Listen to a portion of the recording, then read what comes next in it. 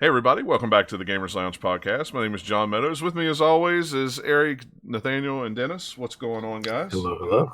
Hello. Oh, not too much. Wow. Just staying inside. Playing them video games. Washing my hands all the time. If I could show you my dry skin from washing my hands all the time, you'd be amazed. Right. I was thinking, like, could you extra destroy Corona if you like ate soap as well? Like, kind of in case it found its way inside, just like, you know what, man? You know you what? Thought you had the upper hand. Huh? You go ahead and you eat that soap, and you get back to me on how that goes. I'll let you know. I would have to contract it first, but I'll let you know. Well, I mean, just do a test eat of soap and see what happens, and then go I'll sprinkle it instead of using Parmesan cheese on my spaghetti. Yeah, I'll there you use go. Parmesan. Yeah. If it's that if it's that antibacterial stuff, oh man, that's right. Or lava. Do y'all ever use lava soap? It's that gritty. Yeah, that oh my gosh, yeah. That stuff is weird. Yeah, that stuff. That's what when you change your oil on your truck or in your car or something, you get your hands real dirty. You need that lava soap. But it's supposed to be like super exfoliating or whatever, and that's why it feels like that. But soap I always said it was soap with sand in it. It feels uncomfortable. Yeah. Super odd. Yeah, it really was. It was really weird. But that's what Dad used all the time. Of course, he was, he always worked with his hands, so there was always a tray with lava soap in it, and then a tray with regular soap in it. So you just had to remember, if you smarted off and you got soap in your mouth, not to get the lava bar soap put in your mouth, but the other soap. So. Right. Oh no, the regular one. But yeah, you eat that soap and you let me know how that turns out. I will. I'll write a review on it too. Do a test run on that and see how it goes. Just in case. Because that sounds horrible. I mean, look, the first time for everything, I suppose. Oh, I guess. And you probably wouldn't be the first person to ever eat soap, I'm sure. I'm sure there's somebody out there that's just, Which is... Let's see, what was it? Unfortunate to think about. Yeah, I know, right? We always watch Lewis Black on The Daily Show. And this was a couple years ago, and he had hand sanitizer. And he just started squirting it in his mouth. It wasn't hand sanitizer; it was vodka. But it looked like hand sanitizer. He was just eating it and squirting it in his mouth for some reason. So it's like, I'm sure there's somebody doing that. So alcohol. That's ridiculous. So bring back that whole Tide Pod craze. Oh yeah, bring back the Tide Pod. That lasted 5 minutes. And I don't know. I'm trying to think of the greater good, though. That's the difference. I'm trying to stay healthy. Yeah. The Tide Pod stuff was just people going nuts of just being like, let's see how high. Gotta get that internet fame, right? I never even understood that. Now, I don't know if I ever told you guys this, but that barber saw that you always see in the barber shops, the blue stuff that they keep the combs in. I've seen kids in high school take that, pour it through a coffee filter, and then drink it to get the color out of it, but then drink the alcohol in it to get hot. How desperate can you be for alcohol, man? I guess when you're a teenager and you can't buy alcohol, you'll drink anything. I don't know. That's a story for another time, I guess. But where there's a will, there's a way. Trust me, I was a teenager once. I guess, but it's like Barbasol. No, thank you. That's a whole hand sanitizer. I'll pass. I'm going blind. That's a negative on all that. But anyway, we're not here to talk about different ways to kill yourself. We're here about we're here to talk about video games.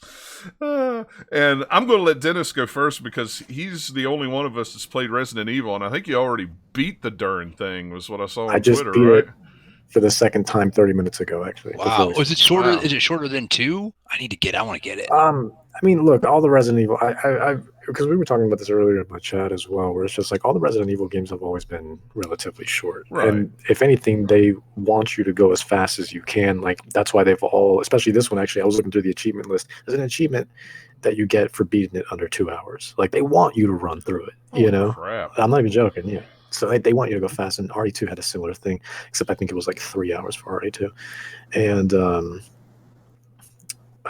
but yeah, it's short. My first playthrough yesterday when it came out on launch was my total play time, it said, was like 8 hours 45 minutes, but my clear time itself was 7 hours, so which is about what I expected from my initial run. But the run today that I did, because I did yesterday on standard, because I was like, let me just do normal mode, kind of get a general feel for the new layout and whatnot, the new perspective of Raccoon City, if you will, because I've played RE3 Nemesis, like the OG PS1, so many times. One of my favorite games ever, and it's my favorite Resident Evil as well, so I was super excited when I heard this one was getting made. And so a lot of things were the same, a lot of things were very different.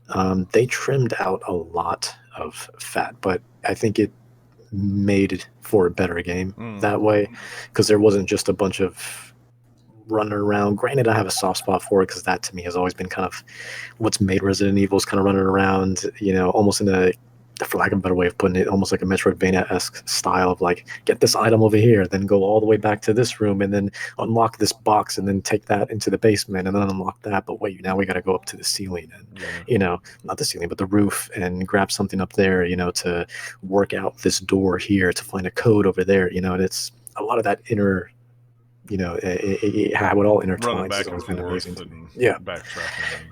And Resident Evil 2 remake, as well as this one thing that I was, it wasn't a make or break thing for me. And I think, especially with how games kind of function now, it probably made it a lot more palatable for people. But I did miss the insane amount of puzzles. I feel like puzzles were always was it like kind of like suspenseful as like the third one? I remember like when I played on PS1, I was like, oh man, Nemesis chasing me, I can't kill him. Yeah.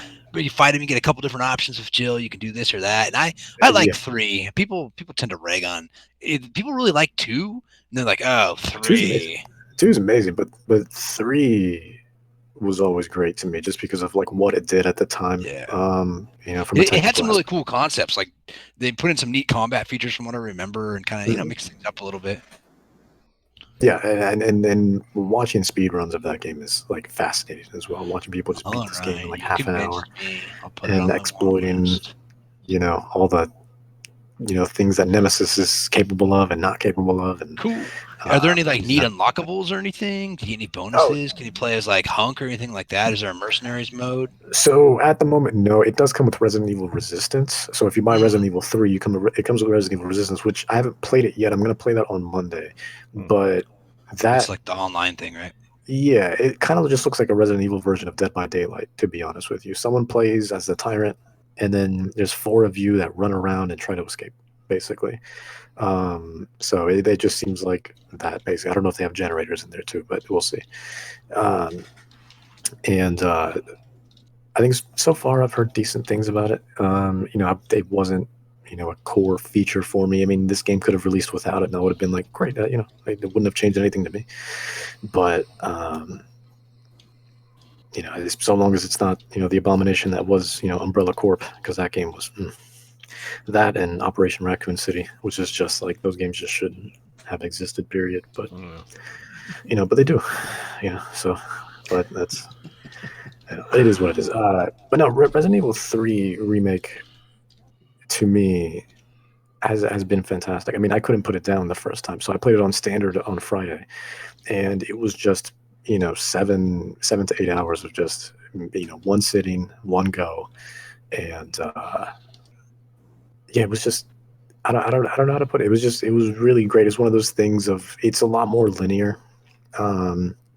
Again, they took out a lot of the puzzles, which was kind of like I found a little unfortunate, but they had a couple of things here and there, but I realized as I was running through it that the puzzles that you do, you can actually, for the most part, skip, actually. Oh, really? Like, for example, when you go back to the RCPD briefly, and it's the same layout and everything from RE2, and all the locker codes and whatnot are the same too. So if you remember those, that made it like really easy for me to just kind of run through, because I've played RE2 so many times. But opening up the lockers and stuff, you don't need it. You don't need any of that. You can literally just completely ignore them. And same thing with when you get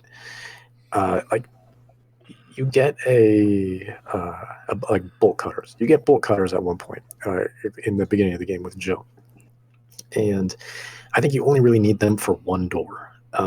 There's a couple of doors that have like bolt cutters on them, but you only really need them for one door. The other places are literally just for the sake of, if you want to find some extra collectibles, some extra gunpowder to get some more ammo, some, maybe a hit pouch. But otherwise, you don't need it. There's a shotgun hidden behind one of the bolt cutters, but you can go through the game without it. It's you don't need it. And yeah, you only really need it for one door, and that's when you get to like a save point, because you need to open the door to get to another location, and that's really, otherwise you don't need it. So all those hidden things in those puzzles they're completely optional now, versus before where, in the originals, it was just like, look, you're not progressing unless you figure this out. Right. You'll be doing this. For example, the puzzle I was worried about, and thank God they fixed it. The puzzle I was worried about when I played through my standard run yesterday was there's a puzzle in RE3, the original one, where you get a vaccine, and when you're in kind of like this umbrella laboratory, and with that vaccine, you basically in the original one have to do chemistry, but it's like completely RNG, and having to figure out these three separate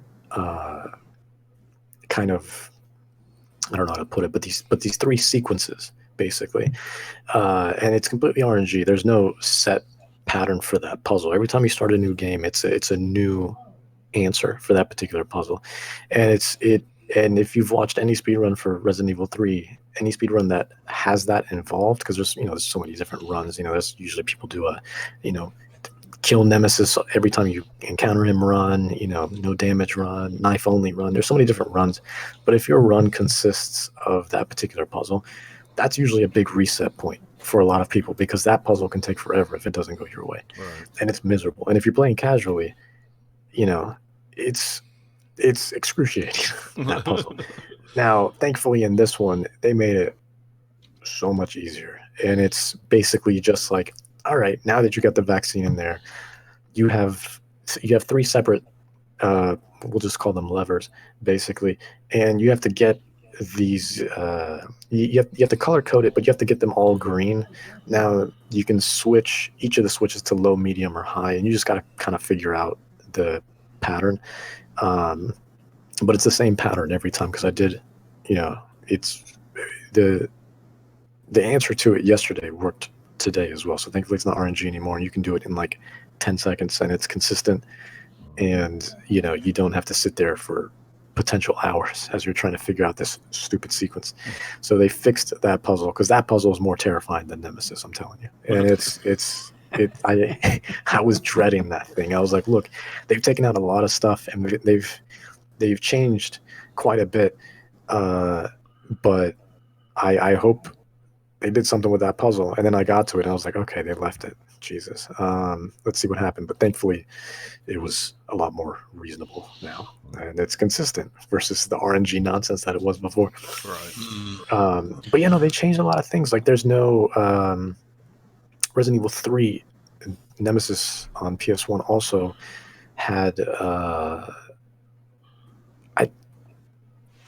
I guess now we kind of refer to it as like a choose your own adventure style stuff, where like you would come across Nemesis in certain situations, and like the screen would kind of go inverted for a second, and then it would ask you, well, like Jill would be kind of contemplating, and she's just like, I ran into Nemesis again and die, and then it would give you two choices of like if you're on a bridge, do I go, did I jump the bridge, or did I confront him, and then that choice would give you a different route depending on what you chose.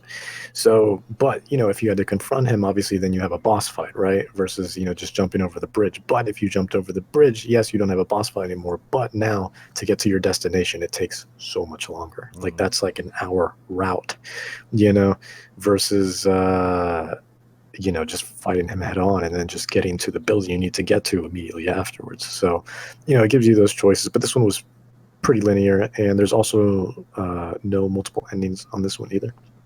So when you beat the game, you beat the game. You don't have to worry about did I get a good ending? Did I get a bad ending? Right. So they changed that as well. But it's been amazing. I mean, the performances and the motion capture and the graphics. Oh my God. I mean, the RE engine, they keep outdoing themselves. It's ridiculous how good this game looks. And so it's absolutely stunning. And, they took one of my, they took my favorite Resident Evil and just made it so stunning. And, they did it in such a respectful way that I loved it. I think a problem I do have with it, though, is, well, you can call it a problem, you can not call it a problem. It depends on how you look at it, but you don't really run into Nemesis that much. I felt like every time I ran into him, it was mostly scripted moments. It was never, versus the Tyrant, Mr. X in Resident Evil 2, where, like, this man was constantly walking around the RCPD. So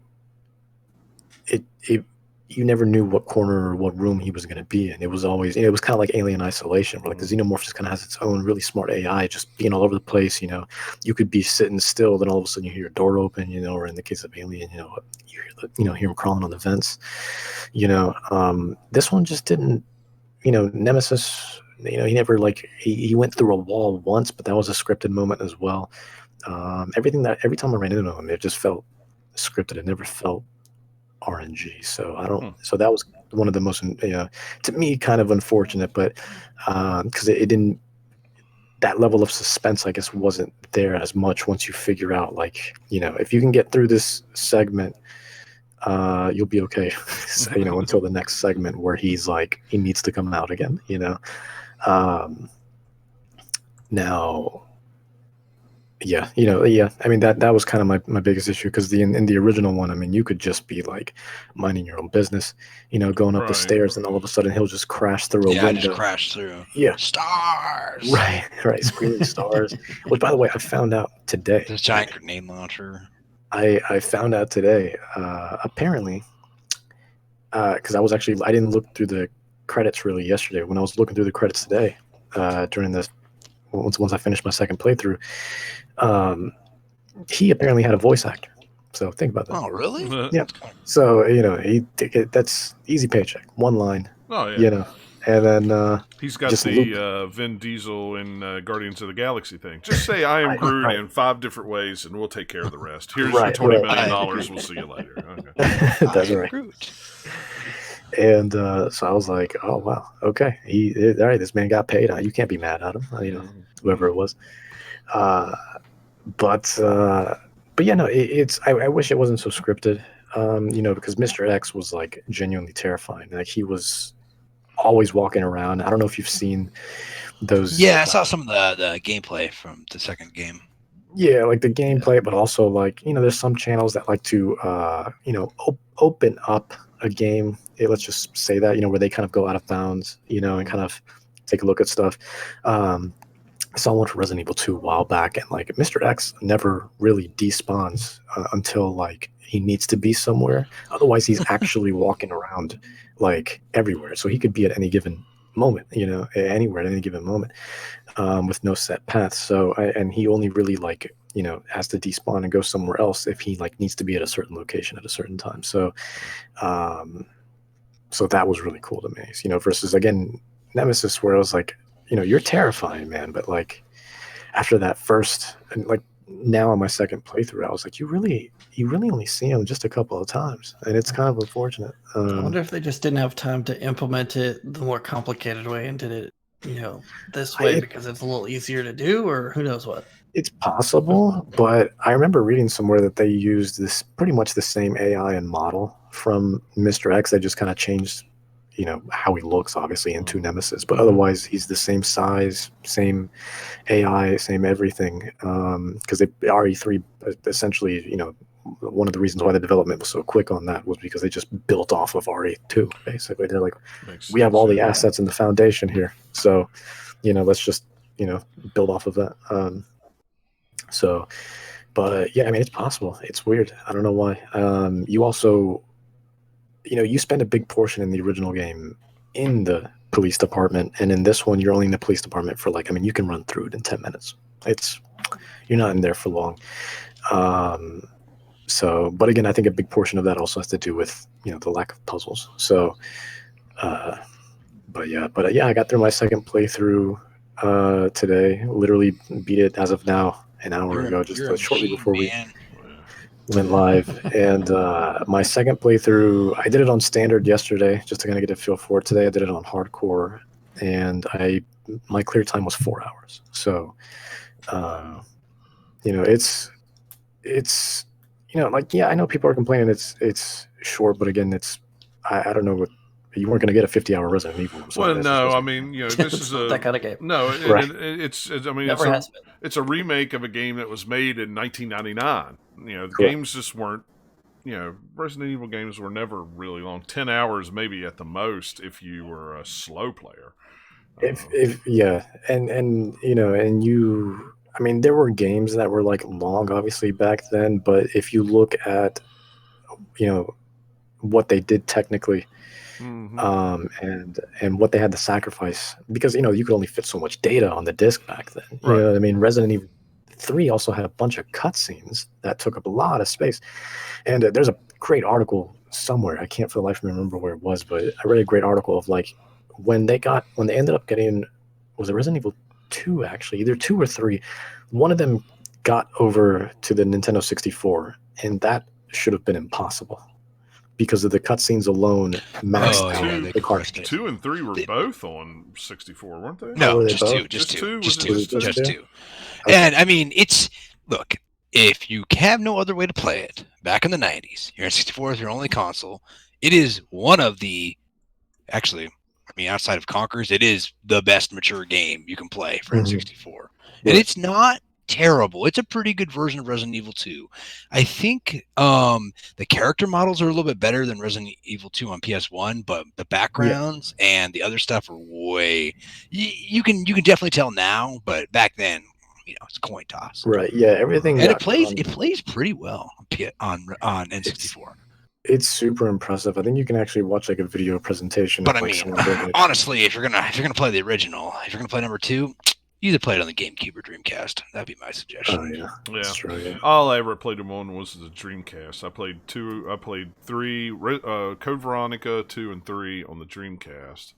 And then I never did play them on the GameCube, but I did play 0, and then when they remade 1. Yeah, I have 0 in the remake of 1. I didn't like 0 was supposed to be on the N64 too. I did not like some of the gameplay elements of 0. It was cool that they were trying something different, but it made some things unbelievably hard. Dropping the inventory, coming back, different characters. Yeah, I didn't mind 0 too much, mainly because, like, I don't know, I like Rebecca Chambers, but playing as Billy was like, yeah, he just, I don't know, he just didn't need to be there. You never saw him ever again. He just wasn't a consistent part of Resident Evil at all. He was just kind of a one and done, and it's just like, why were you here? Yeah, like you weren't part of anything. They just ran into him because like he was like an inmate or something who just happened to get out because of the helicopter crashed, because what else would have happened? And then they're just running around, and then Rebecca runs into him and is just like, look, we're both trying to survive. Rebecca Chambers. Yeah. It's her first day on the job as a medic. She's not even like so she's like really freaking out. Yeah. I love her though. But Resident Evil 3, it's one of the things that came to mind was like, I rather have an incredible short experience than something that is so drawn out where I'm like, just end it already, So for me, money well spent.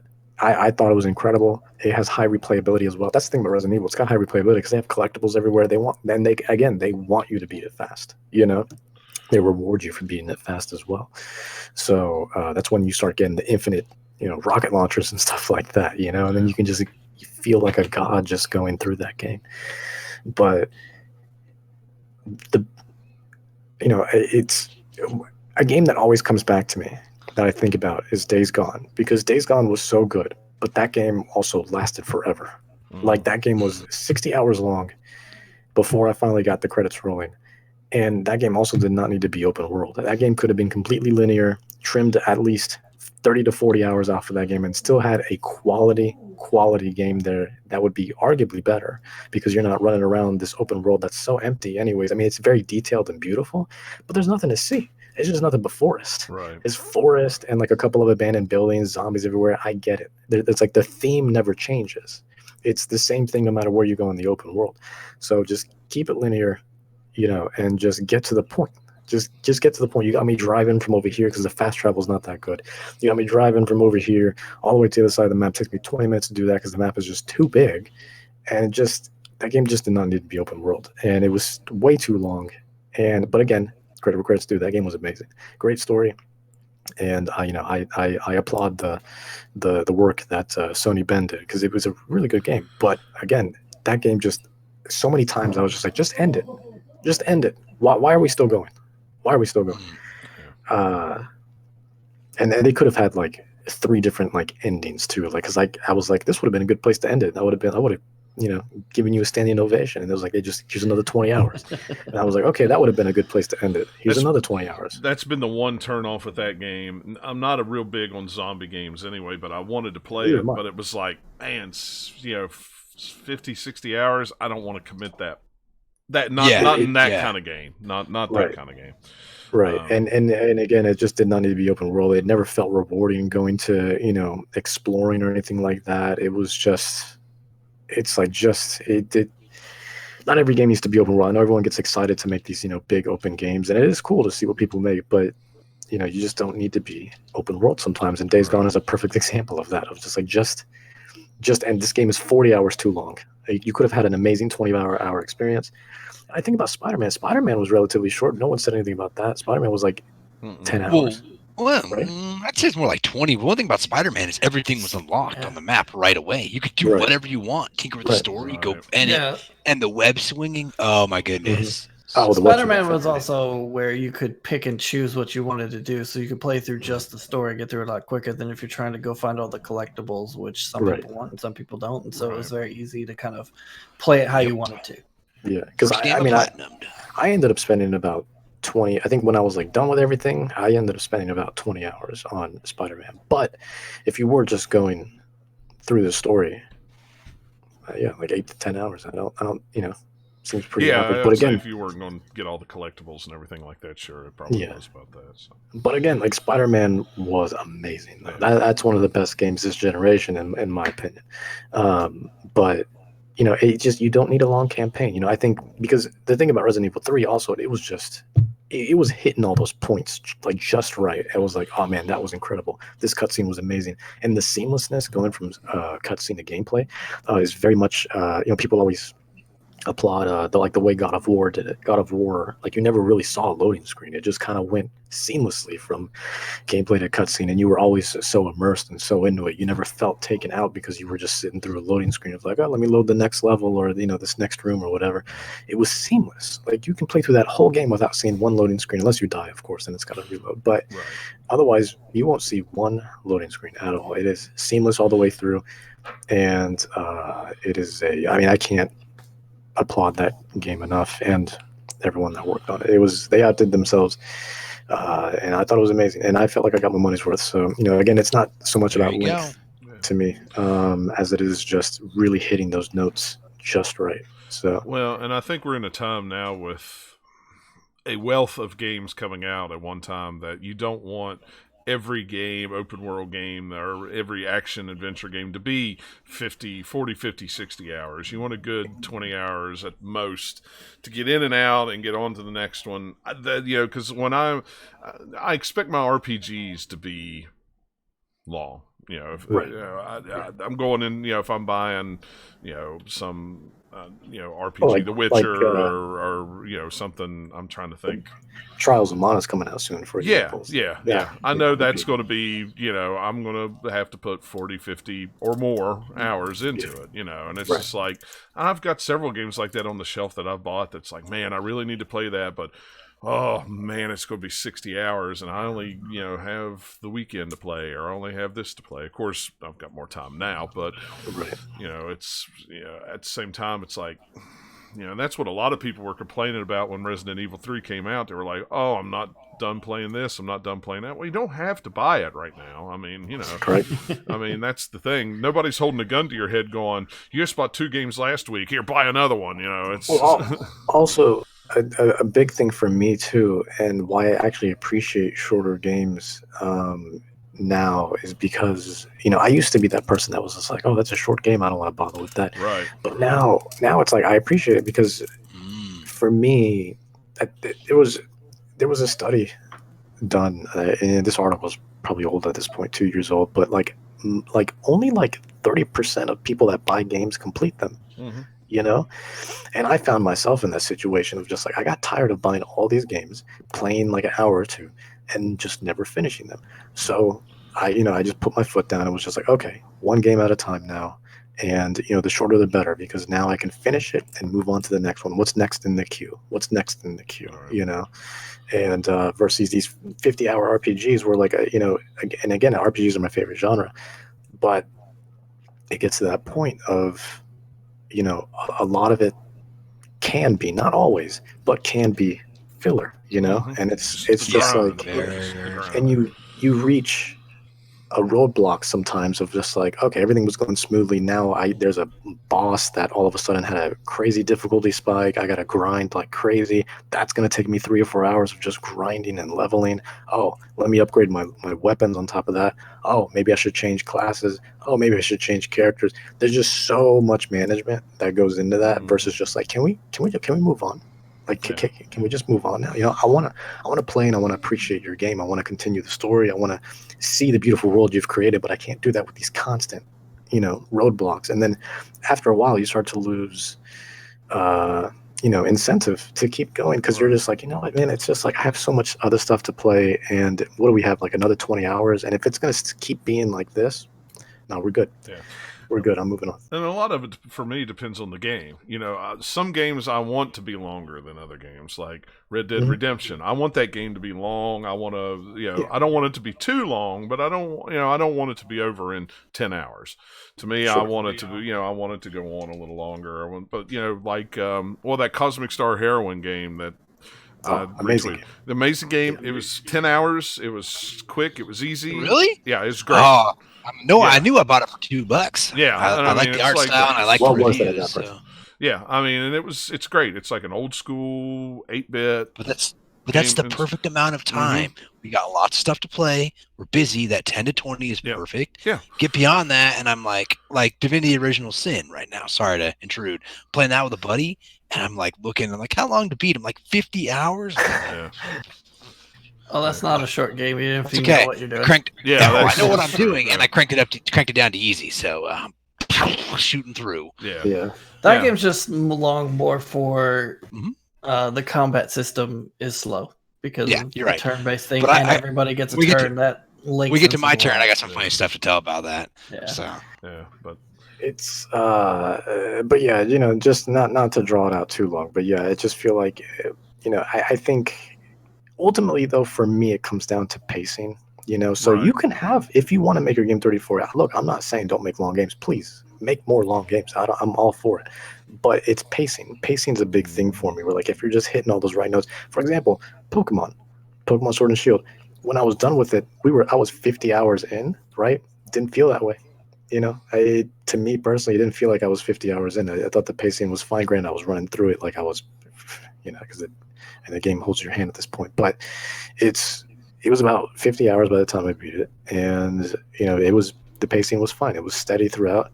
And what's another game that did that recently that I played? It was trying to remember. There was another RPG, but it'll come to me. But it's totally fine. It just ultimately comes down to pacing, and you can have your hard moments, you can have your challenges and stuff, but if I'm playing through the game what I feel like is normally, and I'm like being consistent with my upgrades and stuff like that, I'm taking 20 minutes here, 20 minutes there to just be like, you know what, I got some time to spare, let me just go ahead and level up a little bit, and we still reach that point of just like everything's steady, and then just a crazy to make you grind some more. So this is why I don't like JRPGs a lot of the time, because they have that all the time. Like, they're kind of notorious. Like every once in a while you get one that's like done really, really well, and I'll enjoy it. But then a lot of them, it's like I'm enjoyed it just fine, but I'm not going to finish it because they're going to have that point where I hit a wall and I'm like, all right, I'm done.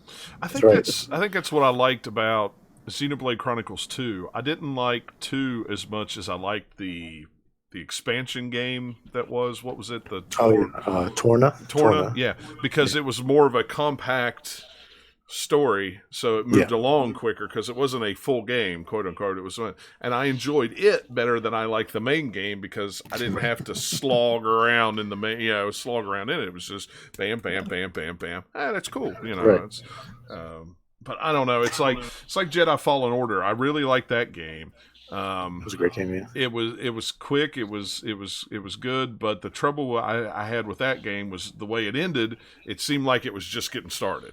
So it's like oh man, so now you've made me want more, and you say, well, this is not going to be a game that might not have DLC. It might not. Of course, you might get a sequel to it, but who knows how long that sequel will be? It's like, oh man, you could have cut this, and this, and went ahead with the story and actually wrapped this. But I get why they do that, but at the same time, it was like, oh, this is actually a game that made me want to play more, and there wasn't more to play. So, yeah, absolutely.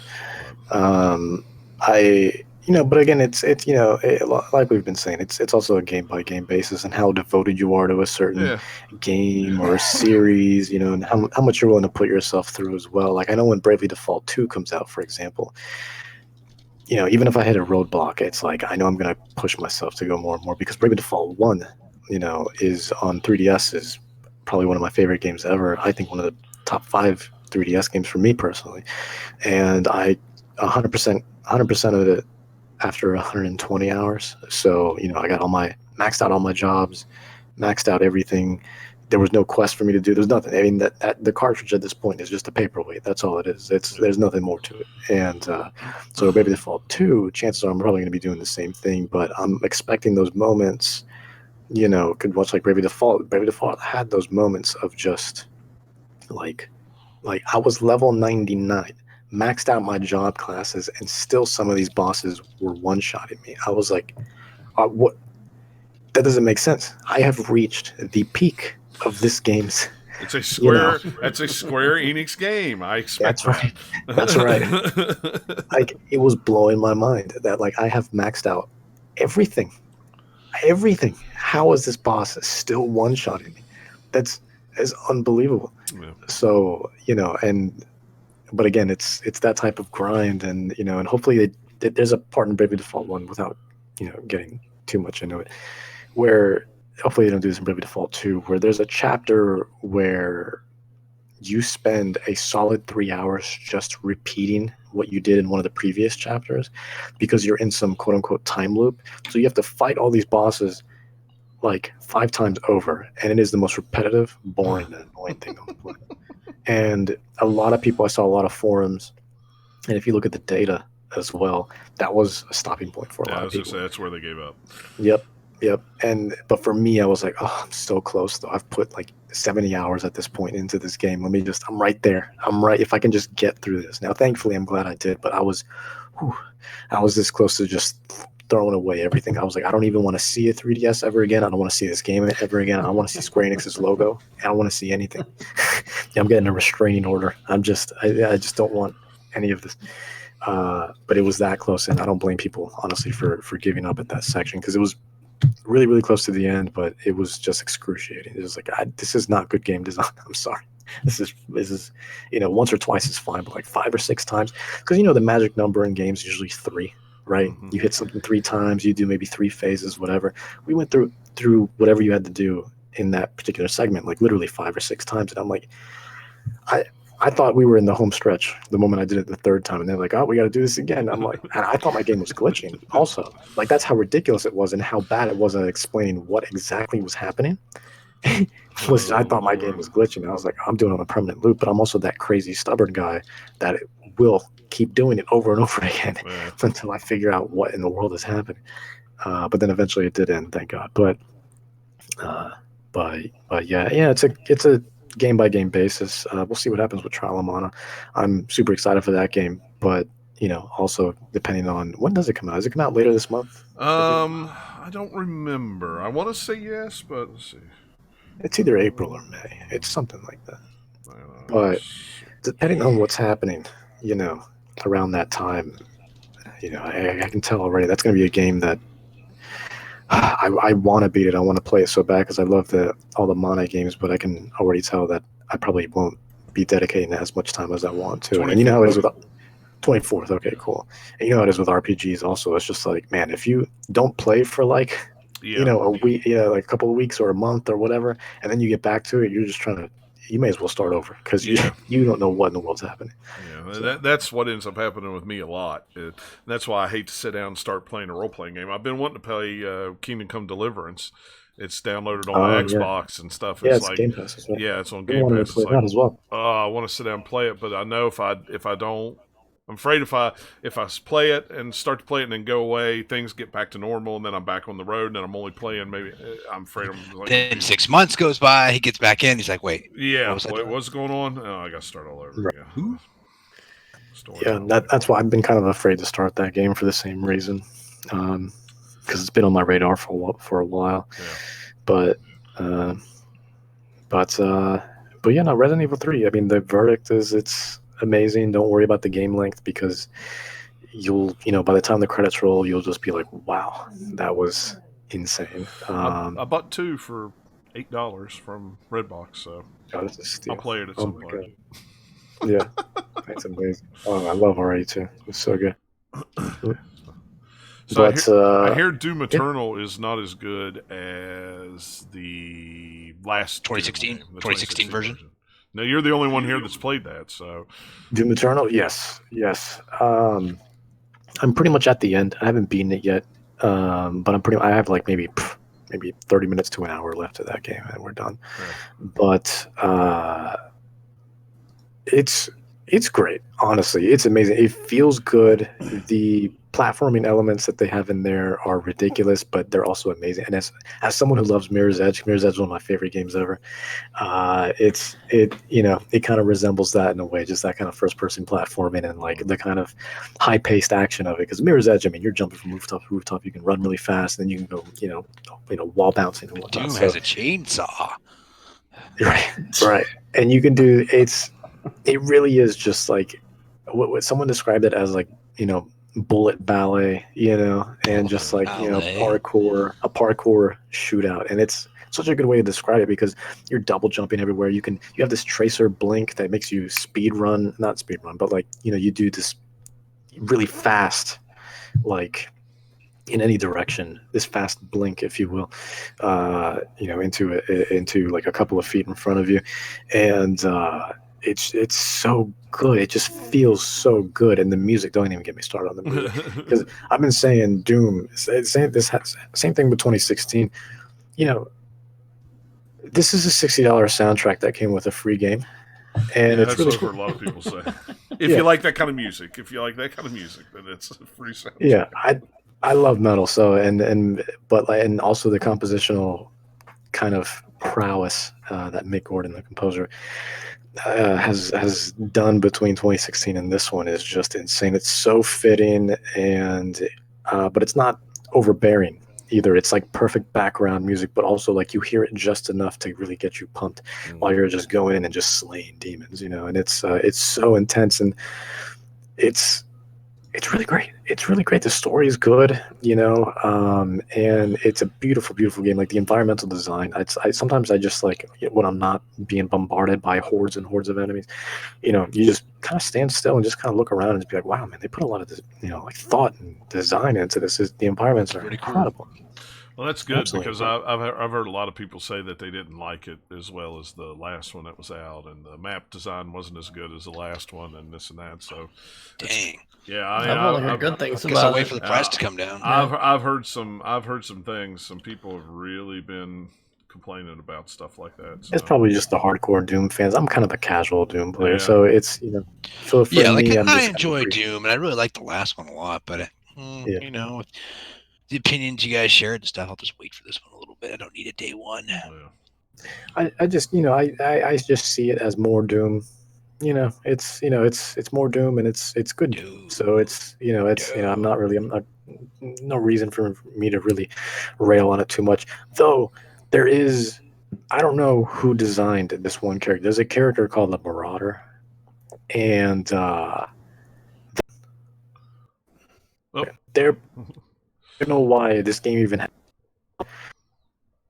Marauder, and let's put it this way: you can only hit them when they have a slight opening. They have a half-second opening. Their eyes turn green, and when their eyes turn green, they kind of jump at you and try to hit you with their kind of axe. They have like an axe, and if you don't get them in the split second that they're either midair or down on the ground, and I really mean split, you can time this. It's a split second reaction. Then they'll cancel out of their animation and they'll put their shield right back up if you try to shoot them at any window outside of that. And it doesn't matter what you use, you can't. Their shields are indestructible. They even block the BFG, which is just a no-no. And I shot the BFG, and this man just took his shield and just went. And then there it went. Just the weapon just went, or not the weapon, but the shot. All your just hard work gone. Yeah, all that hard work gone. And even your Vanguard, which is like that sword that you've been seeing, that big in the commercials. Sword that you've been seeing on like the front cover and everything. That when you get that like way later in the game, they're like, look, this only has a limited amount of uses. You can only use it 3 times. You'll come across recharges for the sword throughout the world, but they're few and far between, so make them count. And I was like, look, that's fine, because I can handle everybody else, but these Marauders, like, they gotta go. Well, apparently they're here to stay, because it doesn't work on them either. Yeah. And it's miserable. I don't understand what the point of that character is. It's broken, and it's so infuriating, because it's like, things can be going perfectly smoothly, and then he comes out, and it's a problem, because like he'll turn a 10-minute fight into a 30-minute fight, because he himself, you got to spend so much time on, and it's obnoxious, absolutely obnoxious. But outside of him, that character, all the enemies have been very challenging, but also reasonably so. And it can get overwhelming very fast, with these arenas that are of varying sizes, and you really have to make use of your, quick wit and just, quick reflexes, and zipping and zapping everywhere, and making sure you're hitting all the necessary weak points. You get the runes to upgrade your suit, so you can, I like to go in slow motion a lot, like Fear. Ever since Fear came out, that's been spoiled. That's spoiled me. That game has spoiled me. Oh, slow really? motion in first-person games. So I put that on, and you can only use it, limited uses, but it feels really good when you're like super high up in the air, and then you go in slow motion real quick. Get that shot just right with the sniper. Bam, hit a weak point on a demon. Just so they don't do as much damage. Hitting the weak points isn't just the end, because you can hit a weak point, but although hitting the weak point really does is make them not have as many moves, basically, so they won't be unleashing as much damage, but they're still a threat, so you just kind of unload on them until they're gone. But you definitely want to memorize all the weak points and get smart with it. There's definitely a lot of strategy behind it, but it feels great. It's just such a feel good. I wish more shooters in general felt like the way Doom. I probably enjoy shooters a lot more, because I'm not a big FPS guy, but if they all felt like Doom, I'd be like, you know what, man, I'd probably be big into the genre. But there's too many that want to be super realistic. I appreciate that Doom still remembers that it's a game. I think there was an interview somebody had of like, why are there still pickups all on the ground? They're like big pickups, and it's just because that's what it was known that for. was it. Right. I mean, like we're making a game. I don't know what. Not everything's Doom. Yeah, I mean, that's Doom. Yeah. I mean, everyone's like, it was like such a stupid question, and just like the response was amazing. It was just like, we're making a game. We don't need to make it super realistic. Go play your military shooters if you want something like that. We're here to have fun and Give me that rip dude. and tear. Yeah. So Rip and tear. There we go. that's right. But yeah, it's been great. Well, I'm glad you liked it. And I'm glad that you got a good kind of a Yeah. little summary of it to go by, because I really appreciate hearing from one of you guys has played it before I just go read some half a dozen reviews. It's been and watch a solid. couple movies. It's a great soundtrack, and the game's good too. So Cool. But yeah, and then of course just been playing. When I'm not playing all those mature games, I've been playing Animal Crossing as well. Yeah, too. and that's pretty much all I've played is Animal Crossing. So yeah. I think I've hit 80 hours now in Animal Crossing. Something I'm like that. almost. I'd didn't say check I'm today. between 45 and 50. I'm last probably I around checked. there. So, I've just It's been amazing. I've just been paying off loans and getting new loans, and and just building bridges and getting people to move to the island. I haven't been. There's been some islands that I've went to, the people that are on my friends list, that I don't know how they have so much time to do what they've done in that game. I went to one, the whole island was already done. It was all concreted. It had statues, it had houses, it had sidewalks, it had walls, it had trees, it had all that. And I'm like, I can't wait to do that because I understand. want to get super creative with it, and that's man. like It's not as hard to get there as you want, as you might think. Because to get KK Slider to show up to your island, you need 3 out of 5 stars. Because he showed up today, and then I spent the rest of the day using the app you get to put paths and all sorts of stuff all over my island. Yeah, right. so So to that point, I've just been kind of putting, because I'm just like, I'll do some stuff to make it super pretty later. So I've been putting a few random things around this decoration, and they're just putting houses kind of willy-nilly. And then because I unlocked that, now that I've connected everything with paths, it's like, oh, hey, it feels more like a real place now, because you can walk down the paths to get things, and it feels more structured, but it's still got a bit more of a organic feel to it. It's not like, hey, it's on a city grid or anything. Yeah, And I still have way too many trees. Yeah, I actually had a personal project. I was like, I'm taking down any tree that's not a fruit tree. And I've just been planting fruit trees, basically. But there's still a couple of them now for that, because then you won't get the eggs from the trees. Yeah. I noticed that. Yeah, just now. They don't come from fruit trees. Yep. Yeah. So and let's talk about that whole thing for a minute. Holy crap!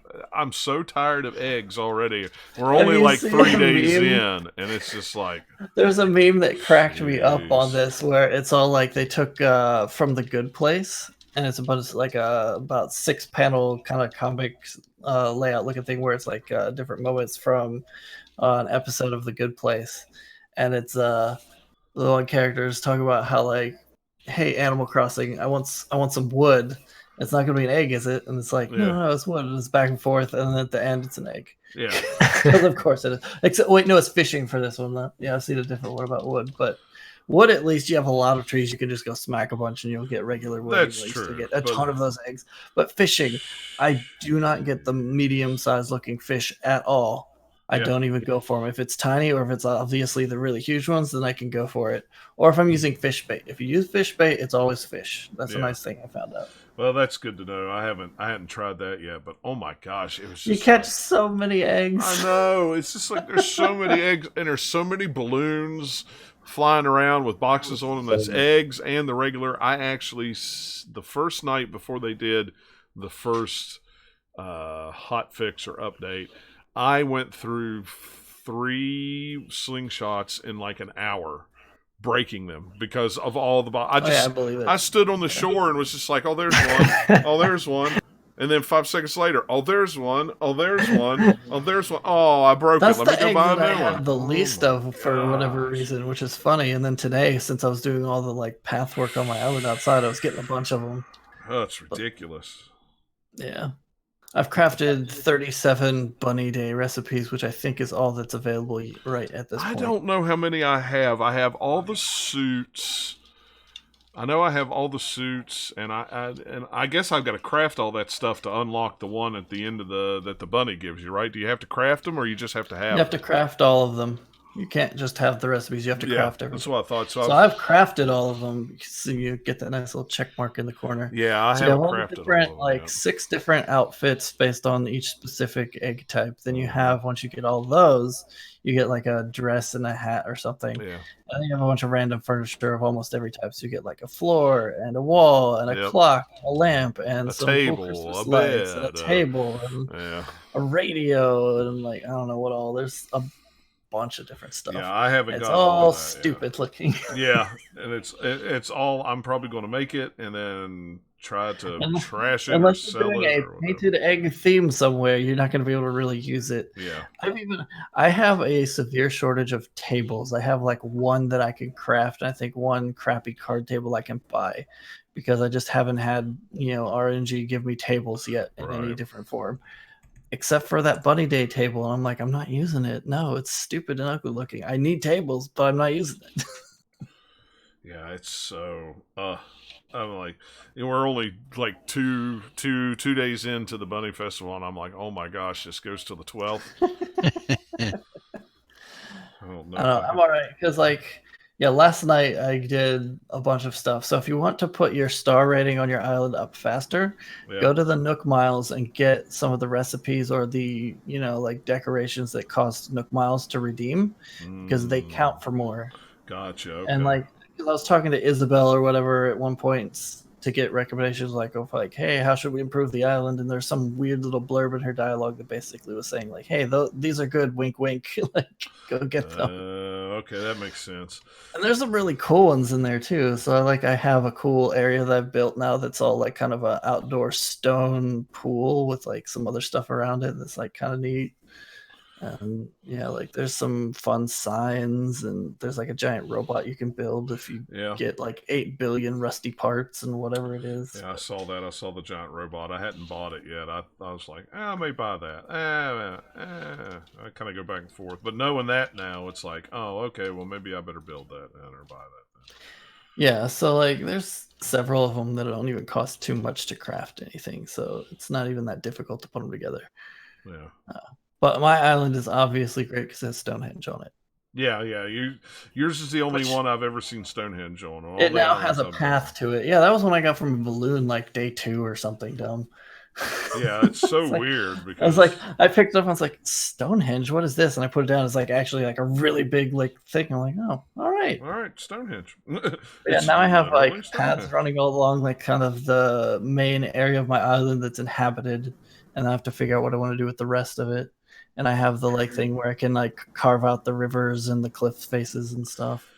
Yeah, I can't wait to start terraforming my island. I have a couple ideas for it. It's a little weird and finicky with the way that it does those, because of you can face the 8 different directions, and then also how you're doing it. You have to do it from the bottom of the cliff. You can't do it from the top, and it took a little bit of figuring out how that works. Right. And you can't just build a ramp or anything. You still have to buy those. Yeah.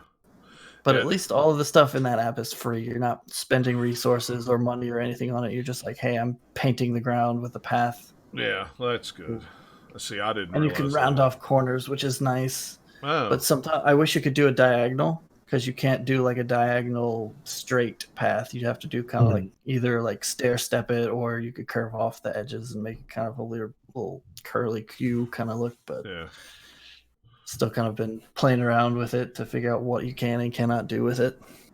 I just now finally got Mabel to build a shop, so that's where I'm at. Oh man, I've had that for a while. That's where all the best clothes are. Once you get that shop. Well, once I get that shop, I got a list of stuff that I need to make, or that I've got numbers of, that people have made. I'm I've just been waiting. But she was there for 2 or 3 days, and I forgot that you had to talk to her 2 or 3 times in a row to get her to say, hey, I want this. And then she disappeared for 4 or 5 days. She never came back. It was really weird. So mine showed up, and she showed up the first time, and I bought 2 from her, and she showed up with a day gap in between the second time, and then bought stuff. I think buying stuff from her is helpful in that, from what I was reading, but it may or may not be. Well, at least you got to talk to them. Yeah. And then, have you had any of the other wandering people that where you can sell them bugs or fish? Yes, I had one. Because both of those characters are really fun. Yeah. I had one the other day. The only wanderer I've had well, I mean, outside of like the turnip lady, like Daisy May, I think her name is. I had who did I run into? Like a couple nights ago, maybe 2 nights ago, I ran into the person who like sells like mysterious rugs or something. You kind of make a gamble. It's the camel. Yep, they show up every once in a while. Then there's also like I've seen them at nighttime. I don't know if they show up at any different times. Yeah, it but was nighttime for me. Yeah, the camel one is any time of day. Yeah, because I've seen them during the daytime. Then you have like Gulliver, who's the seagull, shows up on your island on the beach. And then and you can wake him up and find some stuff. Tomorrow's turnip day. Buy your turnips.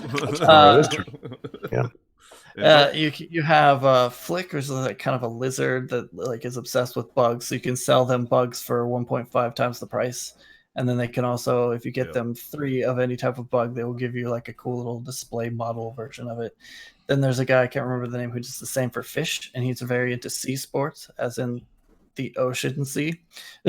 Oh, see, I haven't seen that one. And he'll give you like a fishing challenge, and it's, I think, random, because I had one where I had to get like 5 fish in a row.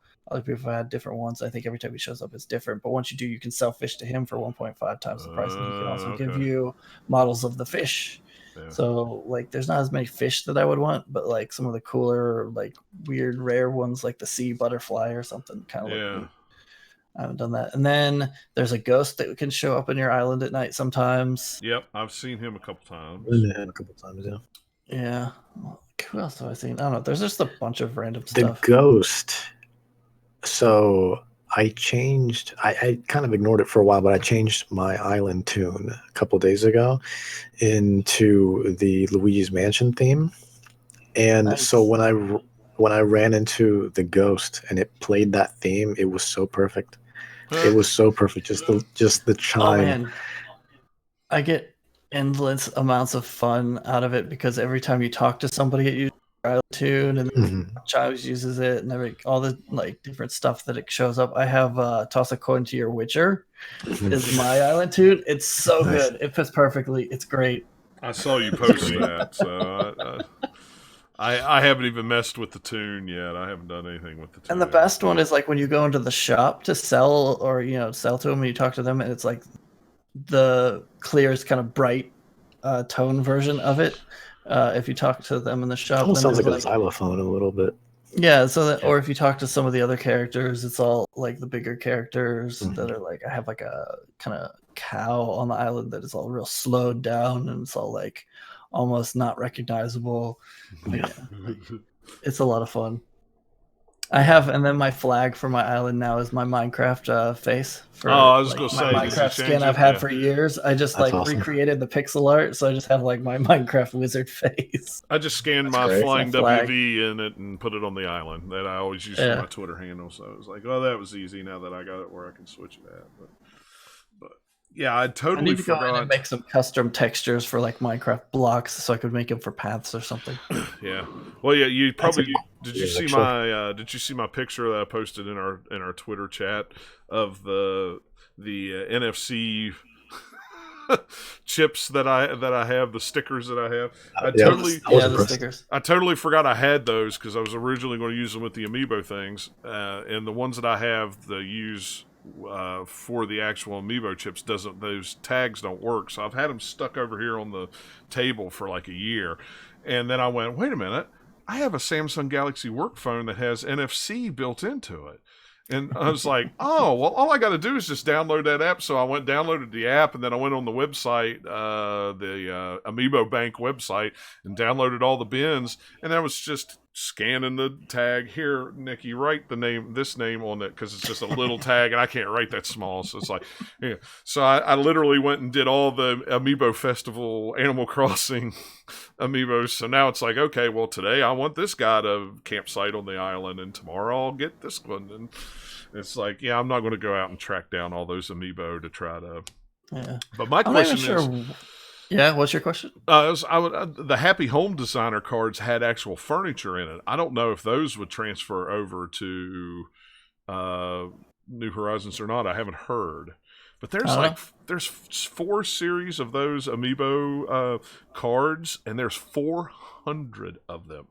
It's like, holy crap! It's like, But yeah, I mean, the only thing you do with the amiibos is you scan them at the Nook ATM thing, is what I call it, and then they come and stay on your campsite for a night. Now, I don't You know can if also go to the photo studio island and put 'em in there. Yeah, you can put them in there too. So I don't know if you can get them if you can invite them to stay or not. That would be kind of cool, especially I don't some know. of them. But I don't know. We'll find out. I'm going to have one tomorrow. What I want to know is, what is the campsite good for once you've got your island full? I don't know. I filled out the roster. I have all like 8 people, whatever it is, that's filled up, and I can't put any more plots for houses down, even though I've got plenty of room for it. And then there's the campsite. It was like, all right, do people still randomly visit? You can't invite them to stay, though, I guess. I don't know. I had one of my campers, and I invited him to stay, so that made my 3rd. So now I'm 5. Yeah, if you got open plots, it's you know, it makes sense. But like, but nobody's come back. Like, all right, can I get rid of this campsite? Or yeah, I don't know. I wonder, like, it'd be cool if you could like construct a hotel of sorts, and then just like have like almost turn it into, because now I think about it, because it took place on an island, almost turn it into like Tamagotchi life a little bit. And have people come over. Invite the Miis as well. People's Miis. Oh my god, can you imagine? I'd be all right with that. I'd be down with that. So. I put so many hours in a Tamagotchi life. I'm almost afraid to go back. If they do that, it's I'm telling you right now that I'm done with games, because that's all I would throw in the towel. Just Animal Crossing for the rest of my life. I don't know what to do. That's it. I'm done. I found my game to die in. That's it. That's the one. The thing that still grinds me the wrong way about Animal Crossing, though, is just the online implementation has so many little stupid things that annoy me. Like, hey, if you have your gates open, no one's on your island, but you've just opened it up so that you're online, so that people can come if they want, but you're just the only one there. And then you have everything that you can do, and it's fine, except for like one thing in like the ATM thing. You can't do it. It says because your gates are open. Right.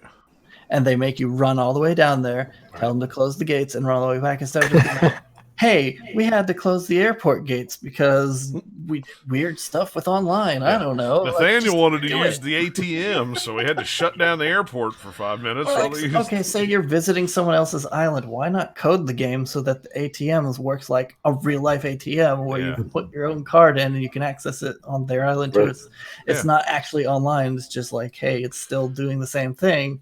You're not getting different, but you can still do it while you're there. You know. Well, and the way they're cranking out updates for that game, I mean, a lot of that stuff might change really quick, because once they get through some of these bugs, they'll do some quality of life stuff, like crafting multiple items at once.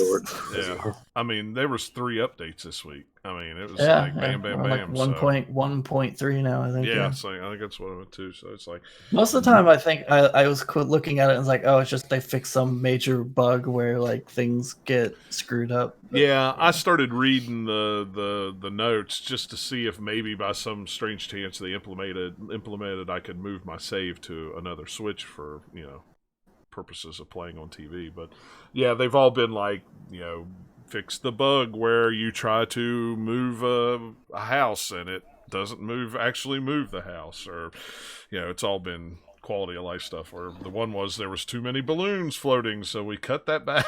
It was like yeah, that was a good one. And I don't think Nikki's there's updated still a lot hers of balloons today too. So it's just like, all right, like cut it back. What was it before? Yeah, it was like I said, that first night I stood there for like an hour and a half on the beach, and it was just one after the other. I'm actually shocked that you went through 3 of those slingshots, because I had my slingshot for days, probably even like after the first week before it finally I went through 3 today, because I was on all like afternoon part of the evening doing all this stuff, and I was outside the whole time shooting just about every balloon that popped through, because I needed them. Because I hadn't really done that much with those yet, and so it's just like pop, pop, pop. Oh, your slingshot broke. Okay, well let me go get some sticks and craft another one. I've gotten to the point where I don't even craft it anymore. Like, let me run over to the store and just buy one. It's like sometimes I just buy one. Yeah, just screw to that save crap. resources. Bells are precious. Sticks are not. You shake a tree like continuously, you're gonna have 5 sticks within like 5 seconds. Let me tell you something. I have so I put crafting benches on like different sides of my island, so I don't ever have to run very far. Oh well, that's a good idea. I have so many money trees on the island now for the past 6 days. Every day, at least, I have planted one money tree at $30K a tree. So it's like That's every the other thing I day. haven't figured out is what's the max amount of money? What do money trees do? Because I put like 50 in one, but I didn't get 50 back, and so I was just all confused. I need to just look it up. 10,000 is the most you can put in. But then I had forever where the only most I would get off of a tree was like 10K bags, so it was like 10,000 a pop. But then the other I got ones that were 20. Oh, well, see, I've never gotten ones that were 20. So all right, so I just need to look it up and see what the internet. Now, do money trees? Do they give you money only once, or do they work like any other tree where they just like any other tree? Couple cycles. Oh, see, okay. I've so had. They'll just keep giving you money. Yeah. I only have ever gotten money tree. So like you plant them up and it has the money that first time. That's the only time I've ever gotten money from a tree. I've never had it's not like the fruit where you have a bunch of money. And maybe that's just where I have so many buried on the island that it just seems like I get one every other day. Okay, because you get one a day, like one glowy spot that you can make a money tree. So if you just keep doing it, then eventually you're going to be like, hey, here's a money tree, here's the money tree, because you've planted them all. That's why I thought it worked just like how fruit worked, but like today I wish. I know, but today I got that 1.2 million loan right now. I got to pay that. My Lord. I'm up to the 539,000 or whatever. I think I've got almost 700,000 put away in the bank, and I'm going to invest a whole ton of it in turnips. Yeah. Today I got money today from a bell tree, and but I noticed when I walked after I collected it a couple hours later, they were just standard eggs for the event that's going on. Yeah. And I was like, wait, well, you shouldn't be growing there. Why are you growing there? And that's why. So I guess that makes sense then. All right, good to know. Thank you. Yeah. Plus the rocks. Sometimes the rocks will give you money. I've noticed that. Every day there's one rock that gives you money. I've had that a couple times, yeah. That's all you need to know the trick to do get rocks to get 8 things every time. Right. I've been doing that, yeah. And so you'll always have one rock a day that will give you money. And then today, just at random, because I was outside so long, I think I got about 25,000 out of balloons. Yeah. Because it was, instead of furniture, it decided to give me money today. Yeah. I'm like, all right, I'll take it. So weird. It's what's the highest price of turnips you've seen this week on your island? Mine was $156. Mine was 160 something, which is after I'd already given up and sold it at 120 something, because that was the highest I'd seen at that point.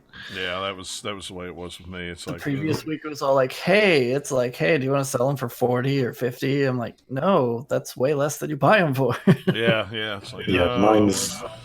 I think the highest I saw was 126 or something, 125 around there. Now, and you can't plant the turnips, can you? You can't plant those and grow them. I didn't think so. I tried. You can bury them, which is what I did, because I was just this is taking up my inventory space. You can't put it in your storage for some reason. Nope, I just drop it in my back room in the floor. I put them outside on the ground and put barbed wire fencing around it. Oh, gosh. Because people can pick them up. Yeah. Because they're dropped items. So you have to put something around them they can't pick up. Yeah. Yeah. So I got this barbed wire fence. Got to use it for something. I put a little, I don't want to call it a hidden area, but there's the way my island works, there's a top, random, there's a small little piece of land at the very top of it. You have to use your ladder a couple times to get to it. And that's where they all are. And I have a bunch of, I've had a couple people visit, and then no one ever goes up there for some reason, which is nice. But if you go up there, it's really goofy, because I have an SOS flag going off and big radio towers, as if I need help. So if anyone does go up there and see it, it'll look like I'm in trouble. Got a little, I put a squat toilet up there. I put a little refrigerator just in case, make it look like somebody's living out there. That's hilarious. I just dump mine all in the back room. It's okay, I got them, and then I walk in the very back of the house and just go, just dump them all out. The turnips make me laugh though, just because I always think in terms of if Animal Crossing was real, which it should be, but it's not. But if it was real, just walking into your house and just being what's that smell? Something smells. You got a bunch of vegetables laying around, and you just look dirt in here. What's up with that? Look them right in their eye sockets and go, Yeah, I do have vegetables laying around. In fact, let me show you Just in this back room right dump here. my turnips in the back room next to the toilet. It's like a Costco, but turnips. Yeah, it's like a Costco. I found out at some point that you can get rid of if you and you have like the extra power, but you don't want to use it because you don't want to break rocks or something. You can get rid of it by sitting on a toilet. Oh, see, I didn't realize that. That's hilarious. It's also a very awesome thing to find out that I can move full-grown trees if you have fruit. Yeah. So if you're making paths and there's a tree in the way, you can dig it up and then replant it. Oh yeah, I've been doing that for a while. I've got all my stuff laid out. And that's there's some places that I need to go when I've got I know that like this is a fruit tree and that's a fruit tree. I need to go and put them on another side of the island where I can keep them all together and out of the way. I've had the my label whole on. entire island is all trees, and then I've just put other things in amongst it. So if I'm gonna harvest, a long time, especially shake every tree, and then go through and chop every tree and harvest every tree. It takes a long time because I have so many trees on there. Yeah, I do too. So much wood in my storage. I haven't cut a single tree down on my island. Now, when I go to a Nook island with the Nook ticket, I cut every dang tree down on that island. I don't, it's just. I cut a few trees down so I can have stumps, and so the stumps attract certain kinds of bugs. So that's the only reason I have a few stumps. Well, I found out if you clear an entire island on like Nook Island, if you clear it out, take all the weeds out, the flowers out, the stumps out, make a big open spot, tarantulas will come. Slowly. I've done that. It's very slow. Yeah. If you find the actual tarantula island, though, that is a gold mine. Oh, yeah, it is. I've not been to one. But so I found one once, and you dig like a circle of holes so you can jump on either side of it, and they'll spawn on either the inside or the outside of it, and they can't get you, but you can net them across the holes. That's amazing. And there's like, I think 4 or 5 that are alive at any one time. As soon as you get one, another one's up. It doesn't take a long to respawn because it's the only things that will show up on that particular island. But it's very rare. Yeah. Like, I've only seen it the one time. Yeah. They need game sharks to come back. Yeah. Enable that immediately. That's hilarious. Well, let's let Eric talk about what he's been playing because he's not playing Animal Crossing, so he's just been sitting here nodding off. We all got to pitch in. Yep, I'm here. You guys are playing that game. We're gonna have to keep peer pressuring him into it till he buys it. That's right. So. All right. So what have I been playing? I've actually been playing more PC stuff. Let's see. Since I've been working from home, teleworking for some reason, I don't know why. You'd think that when I sit in front of a computer all day at home, I wouldn't want to play anything. But no, I've been playing stuff. I finished Shadowrun Returns last week. I mean, if you like tactical RPGs with a sci-fi theme, it's cool. I don't really like tactical RPGs. It's not really my thing. And I have most tactical RPGs that I have played of the Eastern variety, I have not held my interest. Ironically, Shadowrun Returns might force me to go dig up Final Fantasy Tactics and give it a try. Like Final Fantasy it's good. Tactics. Shadowrun Returns, it's like 15 hours. It's pretty short. The engine still holds up. The controls are mouse-based only, which is a little irritating. And then they have 2 expansions, Dragonfall and Hong Kong, and both those are on sale for $5. So I bought them both. I tried playing Hong Kong. It's pretty good. It keeps crashing and stuff, and I was reading about how that's a common thing. But they're fun, they're entertaining. 15, 20 hours. Played some more Nuclear Throne. It's been a while since I played that, so it took me a little bit to get back into there. And I didn't get anywhere interesting. I haven't beat that game yet. I can't make it to the end. Yeah. I always die 3 levels from the end. Thanks, good old roguelikes. I played a little bit of Rise of the Triad because I forgot I had that. Because that was part of that 3D Realms anniversary pack that I got for review a couple years ago. Yeah, it's good, except for Rise of the Triad. It's not. They had an updated HD version recently. This is the original. Runs in DOSBox, and it is very hard to play. Not hard to play, but it's difficult to go back to. There's a lot of the charm is kind of that I thought was there is gone. I played some Retro City Rampage, something I'd never played before. It's kind of recommended to me. I'm sure you guys have played it. It's top-down sort of GTA-ish style game with lots of little gaming humor. Kind of interesting. Played some Dangerous Golf as part of a Humble Bundle. I had that for a while, so I've just been going through my Steam library, checking out stuff. I was gonna try to give like Wasteland 2 maybe a try because I remember I had backed that on Kickstarter and never played it. But the Shadowrun series was recommended a long time ago by somebody that said, "Oh, you're gonna like it. You got to play it." And I put it off for like 5 years. And finally, I gotta say, it's fun. I always liked I'm hooked. Shadowrun. I haven't played it in a long, long time though, but I liked it. And it takes a lot, but it takes place in the Northwest, so that always scratches my itch. And I've been playing a lot of Divinity Original Sin 2 on PS4 with some friends. So we have a 4-man and a 2-man game going. The 2-man game is significantly better because it's just the two of us and two NPCs, and him and I played a lot of games together, so it's easy. The 4-player game, it's not bad, but there's the one guy hasn't really played much, so it's a lot of waiting and waiting for him to do his turn and making sure he pays attention and things like So that. I like what they're doing with Baldur's Gate 3, where everybody can kind of do their turn at the same time, supposedly. Yeah, but That's probably because of this game. It's pretty good. Like I like the first one a lot. We're halfway through, a little bit over halfway through. We've been playing like 3 hours a night since last week, so playing a lot of it, very much. But the 2-man team are definitely flying through it and making good decisions. I think I'm like a fighter class, and he's like a magic sort of mage. It's been pretty good. One thing I'm glad there's a reason. I'm glad there's a way to sort the inventory in that game, and the combat's pretty good. It moves pretty slow, but there is a crap ton of dialogue, more than I remember from the first game, and more than like something in Baldur's Gate. So it's like everybody has like 5 minutes of things to say. I'm just like, all right, let's speed this along. Yeah, I love the dialogue in that game, man. It's very well written. Yeah, it is well written. They will do a good job with Baldur's Gate 3. I'm liking. I mean, I like the first game. I just never finished it. But this one, we're doing everything, and it's going well, and we'll probably finish it, and maybe I'll do another solo playthrough by myself later on. But I mean, $20 for PS4, you can't say no. And I think is the Switch version discounted too? I don't know. Just Not PS4. I know the physical version is coming out in Best Buy from Limited Run, but I don't know if if it is on Switch, I might actually buy it on Switch because I've been meaning to buy it.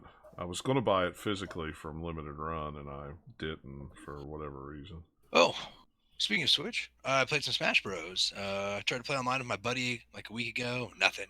Him and I had the worst time trying to play.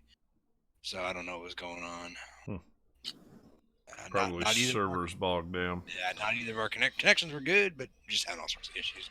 I don't blame him. Smash Online has never been optimized, honestly. He's like, it sucks when I do get to play. It always seems a little bit slow. There's a little bit of lag. I'm like, well, it is what it is. Don't compete in it. Don't play at a competitive level. But yeah, lots of games, playing lots of stuff. Probably play more stuff next week. Hopefully get back to Metro. And I saw that Controls DLC is out, so I need to finish that and whatnot. But I'm really liking Divinity enough where I'm like, I'll just play Metro later. So that's it for me. Playing lots of stuff. Yeah. I had one more game I was playing. Is more of Ori and the Will of the. Oh, that's right. Great. Yeah, I forgot you were really playing that. Sorry.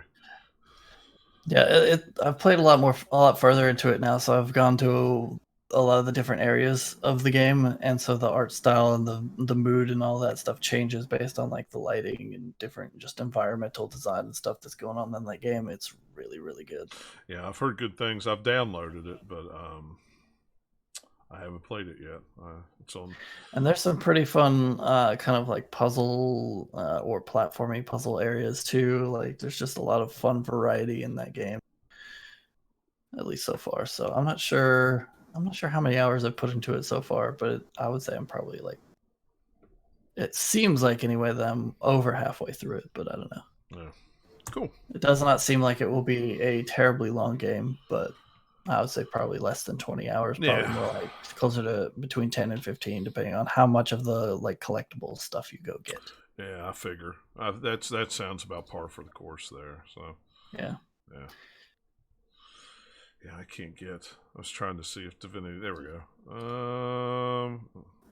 This stupid laptop. Sometimes it just doesn't want to. It's an old laptop that apparently the Wi-Fi doesn't work good on half the time, and it'll be going good, and I think it overheats or something because then the Wi-Fi just kicks out. So So yeah, I don't know mean, how much overheating would do Divinity that. Sin is. So, well, anyway, all right. Well, let's before we go, there's 3 little news stories I thought we'd talk about real quick. Iron Man VR and Last of Us 2 have been delayed indefinitely with no release dates on when those are coming. I'm not surprised by this. Last of Us makes sense. Iron Man VR is like, okay, sure, I guess. But Yeah. there's less of a reason on that one than it's like, okay, if we're gonna get the few copies of that sold, we need to delay it. Whereas Last of Us just theme and topics wise, you're like, yeah, baby, push that one. Yeah, just themes and because it's topics. done, right? It's done. That's what I Not read. quite. It's getting close, but it's not quite. I was going to say, from what I read, that it's mostly done. It's just the polish that they're putting on it right now. Yeah. I know a lot of people were online complaining that why don't they just go ahead and distribute it digitally and then physically later. Me personally, I'm fine with that, but I know a lot of people are not, because if it's a game that I would really, really, really, really want, I would buy it digitally and then buy it physically later. That's what I was actually talking Well, about. what they could do is just be like, okay, if you have it printed somewhere physically, get it digitally. Yeah. For now. Yeah. But they're not doing that. Yeah. That's fine. And that's fine. Like, whatever. It's like I said it on Twitter to somebody. Somebody's like, well, they don't want to spoil it. They don't want it to come out digitally and spoil it for people. I don't think that has anything to do with it. I mean, if you don't want to be spoiled, then you're going to take those precautions to not be spoiled. I don't think that's anything to do with it at all. I think it's unlike, okay, sure, there's like the physical copies getting out there, whatever. There's that for sure. Yeah. But there's also just the theme of The Last of Us. They don't want to put that game out right now. It's just the wrong time for it. Yeah, I think it's the theme thing, and I also think it's just physical. It's the same as if like you have a TV episode of something or a movie coming out or a game coming out that's like super violent, and there's happens to be like a big shooting that week or something. Yeah, and you delay it. Yeah, it's the they always bump it back or they cancel it even. Yeah, and I know with what was it with Sony, they have a lot of their big thing is that first week of sales physically. That's a big thing for Sony. They want that big sales number right off the bat. So digitally. Yeah. What's funny is this is the kind of time that if you want to push consumers to digital, this would be kind of the time to do it. And then everybody could go, oh yeah, digital, it's not that bad, But I'm the type of person that can wait until if it's a game I really, really, really want, I'll go ahead and buy it physically or buy it digitally. And then I can wait on the physical version just to have the physical version, whether it's a drop in price or and I've had to do that a lot with Switch games because a lot of times the Switch games will come out digitally first, and then it'll be a month or two before they come out physically, and and then I'll buy a copy just to have it to put on the shelf. And when Nintendo, well, I think what you were saying earlier also, because we were talking about this on my stream yesterday, where it was just you would have people like you and me, and I think because Last of Us, especially the first one, means a lot to a lot of people. So the excitement surrounding this is, I think, probably unprecedented, but you would have people like you and me that I think, like, yes, for a game like that, I would prefer physically, but I would just double dip. Yeah, you get it digitally and then buy it physically later on, and that's $120 you're making versus just the 60 of just one. So. Mm-hmm. Yeah, and I've done that. I've done that with Yakuza games. I'll buy them digitally and then turn around and buy them physically. Oh yeah, but that's the rare case by far. Right. Not everybody does that. Yeah. Oh yeah. I totally get that. But that's just my mentality of it too. And at the same time, but I also agree with what you were saying, where it was like you can, if it's spoilers you're worried about, you can take the precautions. But at the same time, if you're not excited as you think you are, I think if you're really that concerned with the format of the media, if you're really that unwilling to buy it digitally, and you're willing to wait 6 months after the fact, to play a game just because you prefer a disc, I think, the case of the game itself. Because let me tell you something. The moment the disc goes into your system, it disappears. You don't see the disc anymore. It's in the system. All you see under your TV is the system, just like it was before it even had the disc. It looks identical.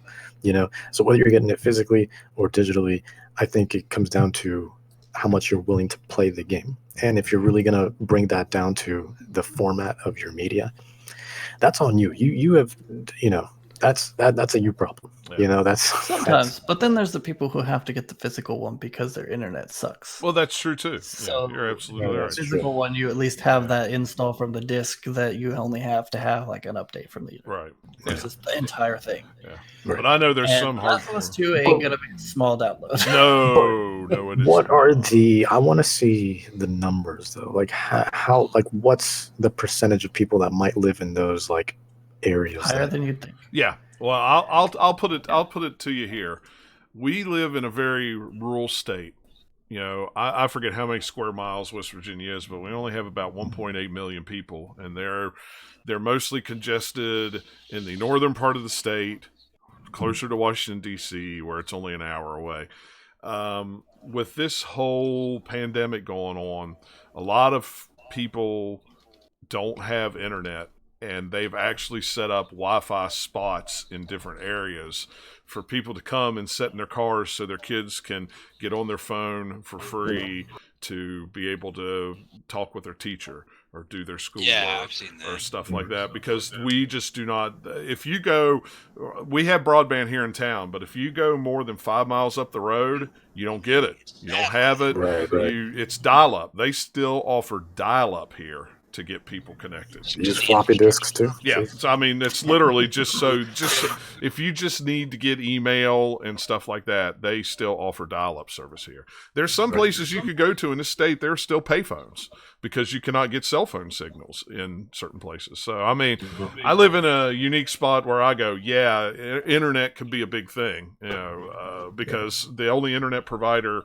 that really provides outside of town is Frontier, and I think the most that they have is like 5 megs, and they charge DSL. a lot of money for it. No, it's not DSL, it's regular cable, but it's Cable? it's only. Why is it so? The infrastructure, it must be like poor cable lines, or there's just not enough then. Yeah, it's just it's the craziest thing, but yet 5 miles down the road where I live, I can get gigabyte internet like nobody's business, and it's fine, but they just don't have the It's infrastructure. so weird how that works. Well, and there's not a lot of people that live out there, so it's not worth it for them to invest the money for the infrastructure to get it out to 3 people that live out that road that want it. Yeah. It's just not worth it. So. It's super There's a weird how guy, territories are set up like that, because like we're not allowed to, allowed, but we don't have access to Google Fiber like here, where I am, so they just won't put it for some reason. Right. Yeah. And and I think one of the main reasons is because Google just stopped putting it. They were originally, it was going to be all over Raleigh and Cary and through there, and they just stopped. That was right before we left. They just stopped. Comcast, unfortunately, also just has like a big hold on a lot of places. Like it's a lot of politics and business behind it. Yeah, and down there it's bad because you got Comcast in Raleigh, and then you got well, it used to be Time Warner, but now it's Spectrum. Yeah, there's Spectrum. Spectrum. Yeah. That's what I've got. Yeah, so and where I lived in North Carolina, you could have Spectrum or you could have North State for local. It was a local thing, and it was great. That's what we had. It was DSL, it was gigabyte, it was like Google, it was fiber, it was perfect. Right. We got a lot of AT&T through here. They've pushed into a lot of neighborhoods recently. Yeah, They just added to ours like in the past half a year or something where you could get it. I think And that's then who Danny has. You look at the cards that they keep sending me in the mail, and you're like, no, this fine print, in a weird way where you're trying to pretend it's not, is saying you have a data cap. And I'm like, no, stop, no. Yeah. I'm not going to go through the annoyance of changing my stuff just to have worse internet that your one speed is slightly faster for what you're offering, but no, it's like worse value, man. Yeah, well, that's what's funny. When we switched, when we moved things around here, it was like, they were like, I got to have unlimited because we don't have cable. We don't, everything we do is internet. I can actually go on the Suddenlink website right now, and I would say with it only being the 4th day of the month, we've probably already used about 500 gigs of data because the TV's just been on for 12 hours a day, just running whatever, and then I'm over here playing this, and we're over here streaming that, and it's crazy. But around here, I totally I totally live in that area where it's like, man, you just don't get internet, and it's not like that down. Well, it wasn't like that down in North Carolina. It was just the infrastructure was there. My buddy that I play games with, he lives out in the boondocks, out in the middle of the country, and he has gigabit fiber. I mean, it's like, what? It's like, you're kidding me. You live out back of Randolph County down a country road, and you got fiber out there. He's like, oh yeah. And it's interesting too, because in northern part of the county where I live, there are fiber because like the PUD pulled some. But where I live in town, you get two options: you get Spectrum, or you get horrible Frontier DSL, where it's like 15 is the best you get, and it's expensive, 75 to 80 a month versus Spectrum is 60. I'm like, why wouldn't you go with the cable? Yeah, even though both have terrible customer services, but Frontier way worse. It's like they're bad. None of them anywhere have good customer service. No, they don't. So the county comes with the trade. Offers wireless to like some of its rural customers. It's like 5 to 10 megabytes. It's not great, but it stays up all the time. It doesn't have a lot of problems. And it's like $40 a month. And the few people I know that use it, they like it. It's good enough for streaming and email stuff, and they're like, "That's great." Yeah. Well, we were in a city last week in Pennsylvania. I don't even remember what city it was. I kept getting pegged for join this Wi-Fi network, join this Wi-Fi network, join this Wi-Fi network. No matter where I was at in town, the whole town has Wi-Fi, free. Yeah, there was it was like when we were in Dublin on vacation. It was just wireless internet everywhere, supported by this one company. It's all free. Yeah, just sign in. It's free. All I had to do was sign in, and I was good to go. Cool. Wherever I was at in town. It was crazy. Get it on the bus? Yeah. Cool. I was in the hotel, and the hotel Wi-Fi was terrible, so I connected to the local city Wi-Fi, and it was perfect. It was so weird. It was just like, what the crap? I've never, But around here I can get gigabit, fiber optic here, but it's like $140 a month. It's very expensive. But it's like I got 400 meg or 400 gigs. I'm good. I don't need any more than that. I'm pulling things, but yeah, I mean that is another thing to consider with with digital games is a lot of people. It does segment a group of people that you would normally rely on physical. And speaking of relying on physical, GameStop is planning on closing 300 more stores this year.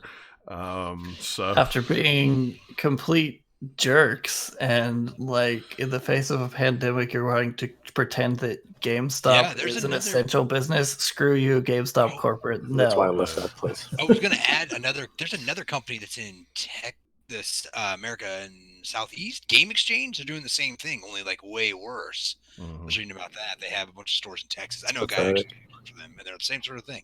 Doors are open. You'll be fine. Just gargle with vinegar or salt water every morning. Yep, that'll work. Yeah, I mean, it did get to the point where GameStop was just doing the curbside stuff. So and I don't know how much business they were actually getting that way with.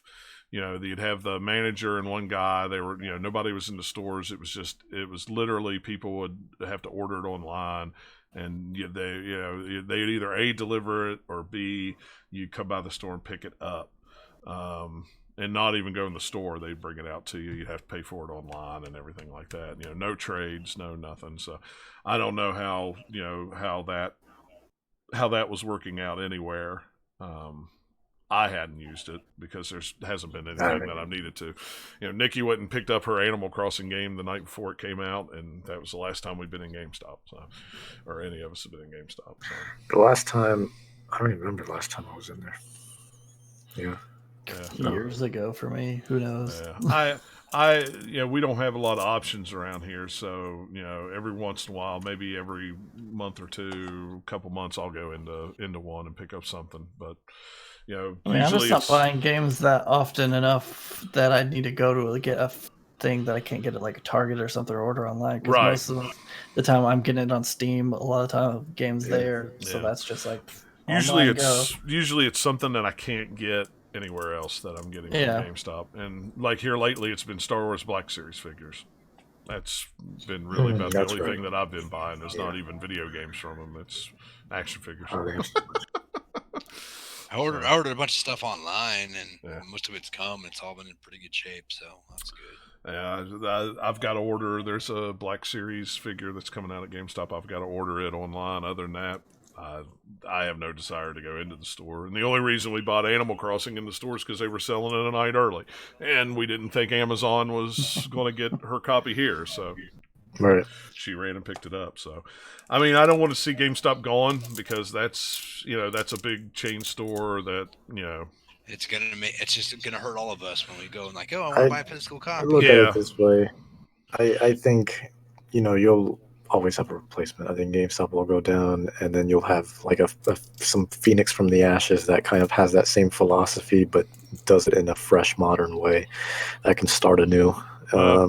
And So- if I see somebody do that, it's going to end up being like Toys R Us. GameStop will go out, they'll sell the name to somebody else, and Toys R Us's are already back in malls again. In some malls, Right. they're already starting to bring them back out again. So even if even if GameStop would close up, I'd say 6 months later you'll start seeing GameStops popping up again in certain places, but they'll be more of a not only just a video game store. They'll be more like what they're trying to do now, but it'll be executed better probably. They just have too many. Also, it's That's- just like Yeah. That's in the my big- area, within a 5 maybe 10 mile radius, 5 to 10, there is 4. Yeah. I'm like, there's one down the street from each other. I'm Yeah. like, what are you doing? You think you're McDonald's or Starbucks? What are you doing? Well, and It's that's what I've always said. I worked for GameStop when they started buying up Software Etc., Funko Land, Babbage's, and stuff like that. And they didn't close any of those stores. They Right. just kept them open and changed them over to GameStop. So, like on Wendover in Greensboro, We used to have a Funko Land too. yeah, there was 2 GameStops in the same plaza. And right down the street, a mile away, there was one in a mall, and then a mile from that, there was another one in a plaza. It's because they were all separate stores. Now, why GameStop never just closed all those stores and consolidated them down to maybe 2 stores? Because Exactly. they thought, oh wait, if we keep them all open, they'll surely all do just as well. And that's the problem, is they all Instead of start one, competing with each other, and Yeah. then Nope. it's just bad because it's spread out, and it's just Yeah. and They They it's just because were they each not have their smart own about how they did their stores, and it's right. caught up to them over time. Yeah. Well, It- 'cause and I think with they Reggie being on the board now, I think that might clear up a lot of so stuff. weird. It is weird, but It you know is what? so weird. Weird. He's done a lot with retail stores when he worked for Little Caesars and other places like that. That everything that where he's been at, he's come in, fixed it, and then left. So there. It seems such a step down from Nintendo, though. Yeah. Like, you Yeah. big shot at Big step. Nintendo. You retire. You're gonna do something. You're gonna help games. He was like doing some stuff at Okay. what was he doing? Was it at not Berkeley, but some college? Wasn't he not teaching classes, but he was doing a lot of Something speeches, like I that. guess. Yeah, he was doing some. Yeah. He was doing For a while. lectures or something. I don't remember what Yeah. it was, but yeah. I Yeah. mean, I don't know. I mean, he certainly has a challenge. I'm sure. yeah, and and I don't want Might be to. too little too big. I don't want to see GameStop go here because all we've got is a Walmart, and that's it. And it's Yeah. not a very good Walmart, and they don't have a lot of things. They don't have a Well, knowledgeable the way staff. They Walmart don't handles have- games also is yeah, just is not very good. It's not very good. So there is always the time that I'm like, well, I do need to go to GameStop to do this or grab that or whatever. And sometimes I'll go to Walmart and they'll be like, well, they don't have this or they don't have that. But it's and we don't know when every time they do all these closings, we don't know what stores they are. We don't know if it's in these areas where there's 75 stores in less than a 20-mile radius, and they're just shutting a bunch of those down. If that's the case, then that's a really smart move, because then you're just you don't have that overhead. The bad thing is the last time that they were shutting they shut down stores, there were stores that were clearancing out stuff instead of sending it to other stores. They were actually having closeout sales. So they were selling Xbox One X's for like $199, and people were going in and buying 2 or 3 of them, and then they were going down the street to the GameStop down the street and then selling them back for cash for more than what they paid for them at the GameStop that was going out of business, which doesn't make sense. I don't understand Makes why. sense for the people doing that. Well, Doesn't make sense for yeah, GameStop. yeah. That doesn't make sense. And for the GameStop managers at at that other store know exactly what's going on. They're all. Oh yeah, grinding their teeth like, come on, Yeah. why did you do this to and us? it's like, and it's like, why did GameStop GameStop do that? Why didn't they just say, okay, we're just closing the store and just right out close it and send stuff back to the warehouse and redistribute it again? Because that's logical, and that's not something they do. Yeah, and that's just it. And I think that's and you see and you read stuff like that, and you're like, okay, that's why GameStop's in the trouble that they're in, is because the people that are running it doesn't know what they're doing. So, yeah, because John, you said you used to work there, right? So I worked there for almost 7 years. 7 years, okay. Yeah. I was there for 3.5, almost 4. So it's. Yeah. When I started there, I started out in a Funko land, and then it got bought by GameStop, and then it changed over to GameStop, and then I left for a while, and then I came back. And mine used to be in EB Games. Yeah. I mean, that was before I started working there, but it used to be in EB Games before they all moved to Canada, and then. But yeah. What position were you in? I was an assistant manager. Yeah. Mm-hmm. Okay, so was I. Yeah. So we've both been through. Oh yeah. I've been through it all and seen it, and just sit there and go, "What the crap? What the crap?" And I know a lot of people like to rag on GameStop, and rightfully so. Totally get that. But when you've worked on the other side in a management position and see how you see how the sausage is made, it's like, it's a whole twisted thing that you don't even know the half of it.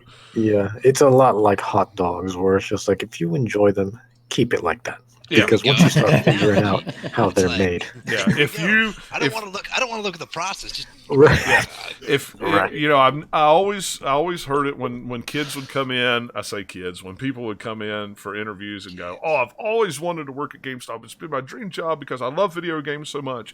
Then don't work at GameStop. If you love video games that much, do not work at GameStop, because it will destroy your love for some things. It will just, as usually any job is, oh, I love this, and then you actually go and do it. It's especially egregious, though, in the case of GameStop, though, just because of the amount of disrespect and and the other thing is, I've worked at Best Buy before, and Best Buy was the same way. And people go, "Oh, I love Best Buy. I love to go to Best Buy and buy games." If you like to go to Best Buy and buy games, you might as well just go to GameStop, because they're just as bad or worse than GameStop. You just don't know it. You don't know. They're better at covering it up. Yeah, they're better at covering it up. I think it's the blue. Yeah, I mean, literally, that's all it is. It's just a different. It's just a different color on the same skin. I mean, it is. I also appreciate that Best Buy vacuums. That's a big thing. Yeah, well, that's a big thing. Hey, they vacuumed every night in my store. I made sure of it. And if they didn't, somebody got in trouble. Because I appreciate cleanliness. A lot of GameStops are not clean. And yeah, it's true. The one GameStop I go to most of the time, where my friend is the manager, it's nice. He's clean. His store's well organized. All the associates know me, so I go in. They just wave. I do my thing, and that's it. It's never, "Hey, Eric, let's pre-order 20 things." Yeah. No, they know I'm going to buy, spend my money, trade stuff in when I have it. It's all good. See, once GameStop took away that whole bonuses stuff for trades and reservations, it became, the people became a lot more tolerable. It became less of a sales pitch than less of a pressure, right? Like, oh, get that guy. Yeah, because there was a lot of pressure when I was there on your store had to perform at this number and stuff like that. I mean, it was. Well, it was still a little bit like that when I was there. I think they have changed it in the last couple of years, but they definitely tried some stuff. But it's where is think about this: if GameStop goes and something else will be in its place, but that's who trades in the most stuff. What I see is like teenagers with parents, or mom and dads bringing in tons of stuff. It's going to be interesting if that sort of thing happens. It serves a necessary purpose, despite maybe not being the best place to work and having questionable business practices sometimes. Right. Yeah. Well, and I mean, there's not much left. We have 1 or 2 mom and pop stores within like an hour, and one of them is really crappy, and I won't shop there. Yeah, well, and mom and pop stores in some places are just not feasible. There's no way. Somebody said, "Well, why don't you just open up a video game store here?" No, I would like to have time and money and a life. And I've seen, since we've moved home working on Christmas, I am. Yeah, we've been back. It'll be, I think, 4 or 5 years this fall. And in that time, I have seen 6 mom and pop stores come and go within an hour of this house, because there's just not a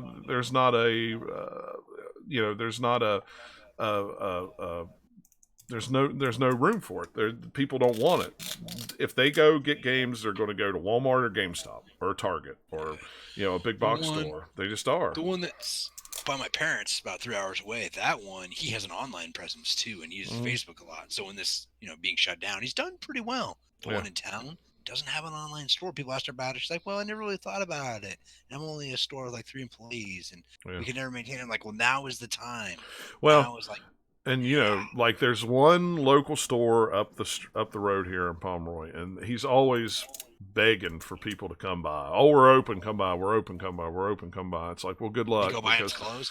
Well, no. I try to go by and go in and buy something, and now he's been forced to close because of all this. It's like he's like, well, if you want something, message me. If I've got it, I'll meet you somewhere to pick it up. And it's like, you know what? If you've got that in your town, just buy it from them just to help them out. Just to keep them afloat. Same thing with comic books. Comic books, Diamond Distributors has said they're not distributing comic books right now. So it's like, if you've got a comic shop that you go to or a board game shop that you go to, call them up, find out, email them something, find out what's going on, buy something from them. Just Yeah, I've had 2 really good comic shops close by me that have closed. I mean, granted, this happened before all of this, but like it was, comic shops in general are just in trouble. So I'm sure this is not helping them at all. Well, and what's bad now is you think about it, they buy stuff, comic book stores buy stuff 3 or 4 months out before it's printed. So if they've already shut things down and they're not distributing, they're not going to be hurting today or tomorrow.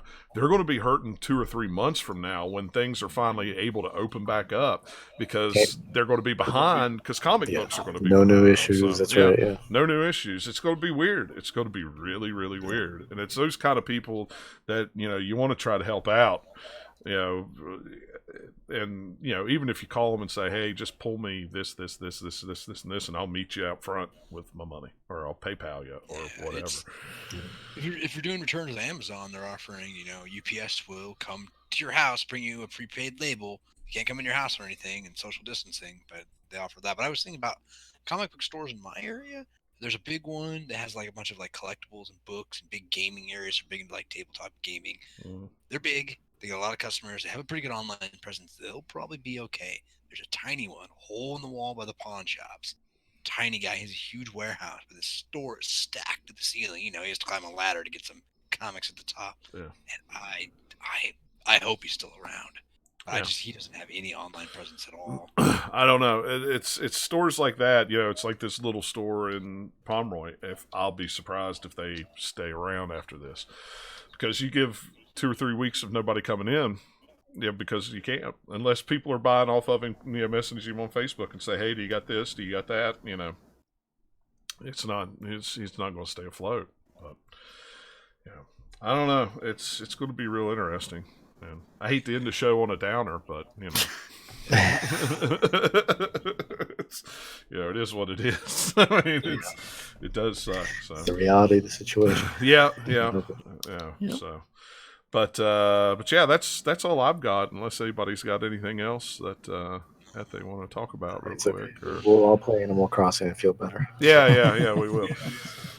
So catch some more nighttime fish. Yeah, absolutely. I don't know. I think my buddy might be on. We may actually play some Red Dead or something tonight. I don't know. We'll see what's going on there. He's been off, but he's been doing outdoor work, so he passes out before I do. So one thing I've been meaning to do is I've been meaning to hook my VR back up. Disney has all their Disney rides on YouTube in 3D. And so you can ride all the rides with your VR and look around and do all the things, but you can. That's awesome. Because YouTube's in 3D on PlayStation VR, so I'm like, well, that might be kind of cool. Because we were planning on going to Disney this year, but doesn't look like that's going to happen. So. Well, you can still go.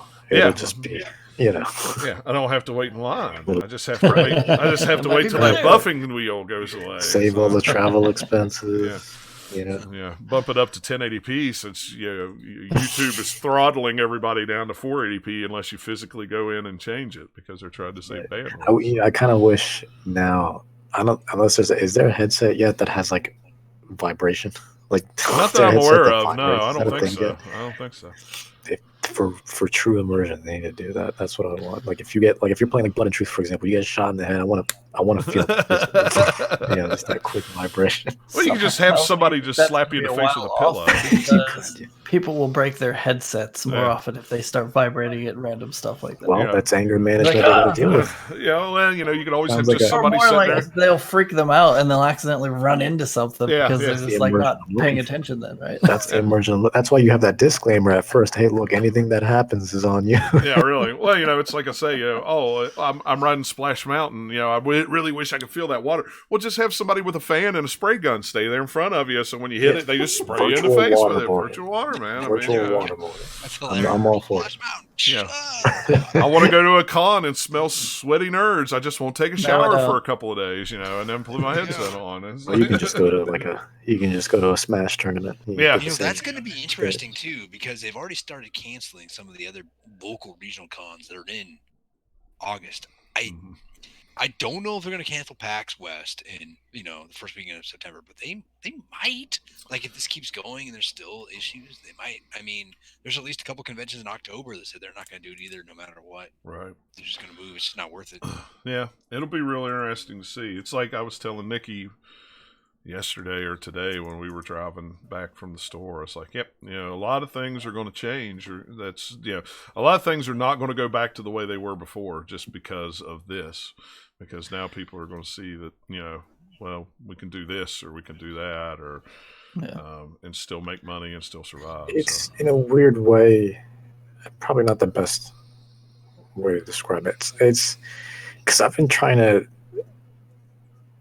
get people to understand that, like, you have so much power in your smartphone that you're capable of, and if you can make your life easier and everyone else's life easier with store pickups and just doing so many things via your phone through apps and stuff like that, that I almost feel like this is a necessary evil for some people who just can't get the memo of, like, dude, you waited in line for 30 minutes when there's no line at the pickup at store section right there. You could have been in, out, and you're over here complaining, and again, you have no one to blame but yourself.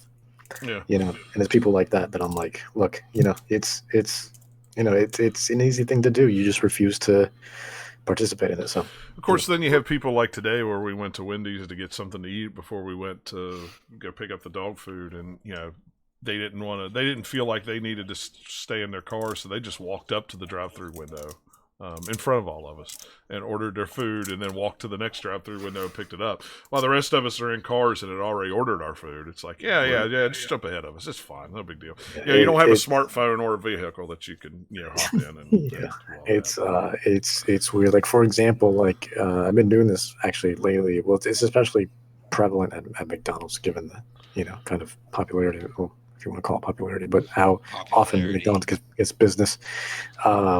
Is I, for the first time, like last week, and I've been using it, a couple times since now. I've been using their app. Like, I literally just pull up to one of their parking spots. I'm saying, I'm here. Within a minute, they're out. And the last couple times I've been, that drive-through has been packed and barely moving. It's almost like traffic in that drive-through. It's ridiculous. Meanwhile, I say I'm here, bam, 30 seconds to a minute, 2 minutes, whatever, they're out. Yeah, and this is something I've been doing for a while, because I travel on the road, so I stay in a hotel. So instead of going into a restaurant and sitting down and eating, before I just look on my phone, order my thing. It'll say it'll be ready at this time. I just drive up to the store. As soon as I pull in, they just hand it to me. I sign a little paper, and I'm out. I'm out. That's right. I'm back at the hotel eating. That's right.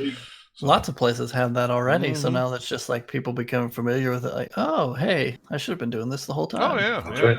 Yeah, that's right. So it doesn't bother me at all. And, I'd rather do that than sit in a restaurant by myself, because I hate sitting in a restaurant by myself and eating. Yeah, me too. I hate traveling when I travel for work. When I did travel for work, eating by myself. Yeah, it stinks. So, but oh well. But yeah, hopefully we should be back in 2 weeks. I'm still working out of town, so it'll probably be a Saturday night again. Luckily, they've cut us in half, so it's literally I'm driving up to Pennsylvania, working Monday, working half a day Tuesday and then come home for the rest of the week. So, I'm not out for a full week. I'm cramming 5 stores into 2 days instead of 10 stores into 5 days. So, it's been all right, but still, we're still on the road, still working until somebody gets sick. I saw a meme, and I think it's the dude from the Flash. So I'm guessing it was from some of the behind the scenes of the Crisis on Infinite Earth. Of him sitting over a tombstone, flashing the peace sign, and it's on the tombstone. It was written, "My work, me working until I die from the coronavirus," and then it's got him flashing the peace sign, and then underneath it says, "My work." That's exactly. I've seen that one. It's that's so me. Good. And that's my work going. Yeah, have fun. So, but that's all right. They're all out there with us. So you know what? If any of us get it, we'll all get it. So is what it is. But it's even gotten to the point now where Sheets doesn't even have soft serve drinks. You can't. Fountain drinks are closed. Coffee's closed. Dining room's closed. All you can do is come in and order food, get beer, and pick up packaged stuff, and that's it. It's like, why don't you just close the whole thing and just do drive-through? Leave the gas pumps on auto and just do drive-through. But True. yeah, there's still wall-to-wall people coming in too, buddy. I tell you what. So, beer sales or alcohol sales are up 55%. So, ABC stores are thriving more than ever. See, all the state stores up in Pennsylvania are closed. Anything state runs. Oh, really? Yeah. So, are they still a state store still open in NC? ABCs, yeah, because they're considered essential. I'm shocked. Yeah, your government's usually any state stores. They've shut those down. So. To be fair, there's a lot of stuff around here that's like it's so loose on what's essential or not. That there's so much stuff open that you think probably shouldn't be. Yeah. Right. I mean, it's true. Yeah, you're absolutely right. So. But yeah, we should be back in 2 weeks. Like I say, just follow us on Twitter at GL_podcast, and I'll try to tweet out about 5 or 6 hours before we go live. So, all right, guys. Well, if nobody's got anything else, we're going to call that a show. All right. Well, thanks a lot for listening, everybody, and we'll see you next time. Take care.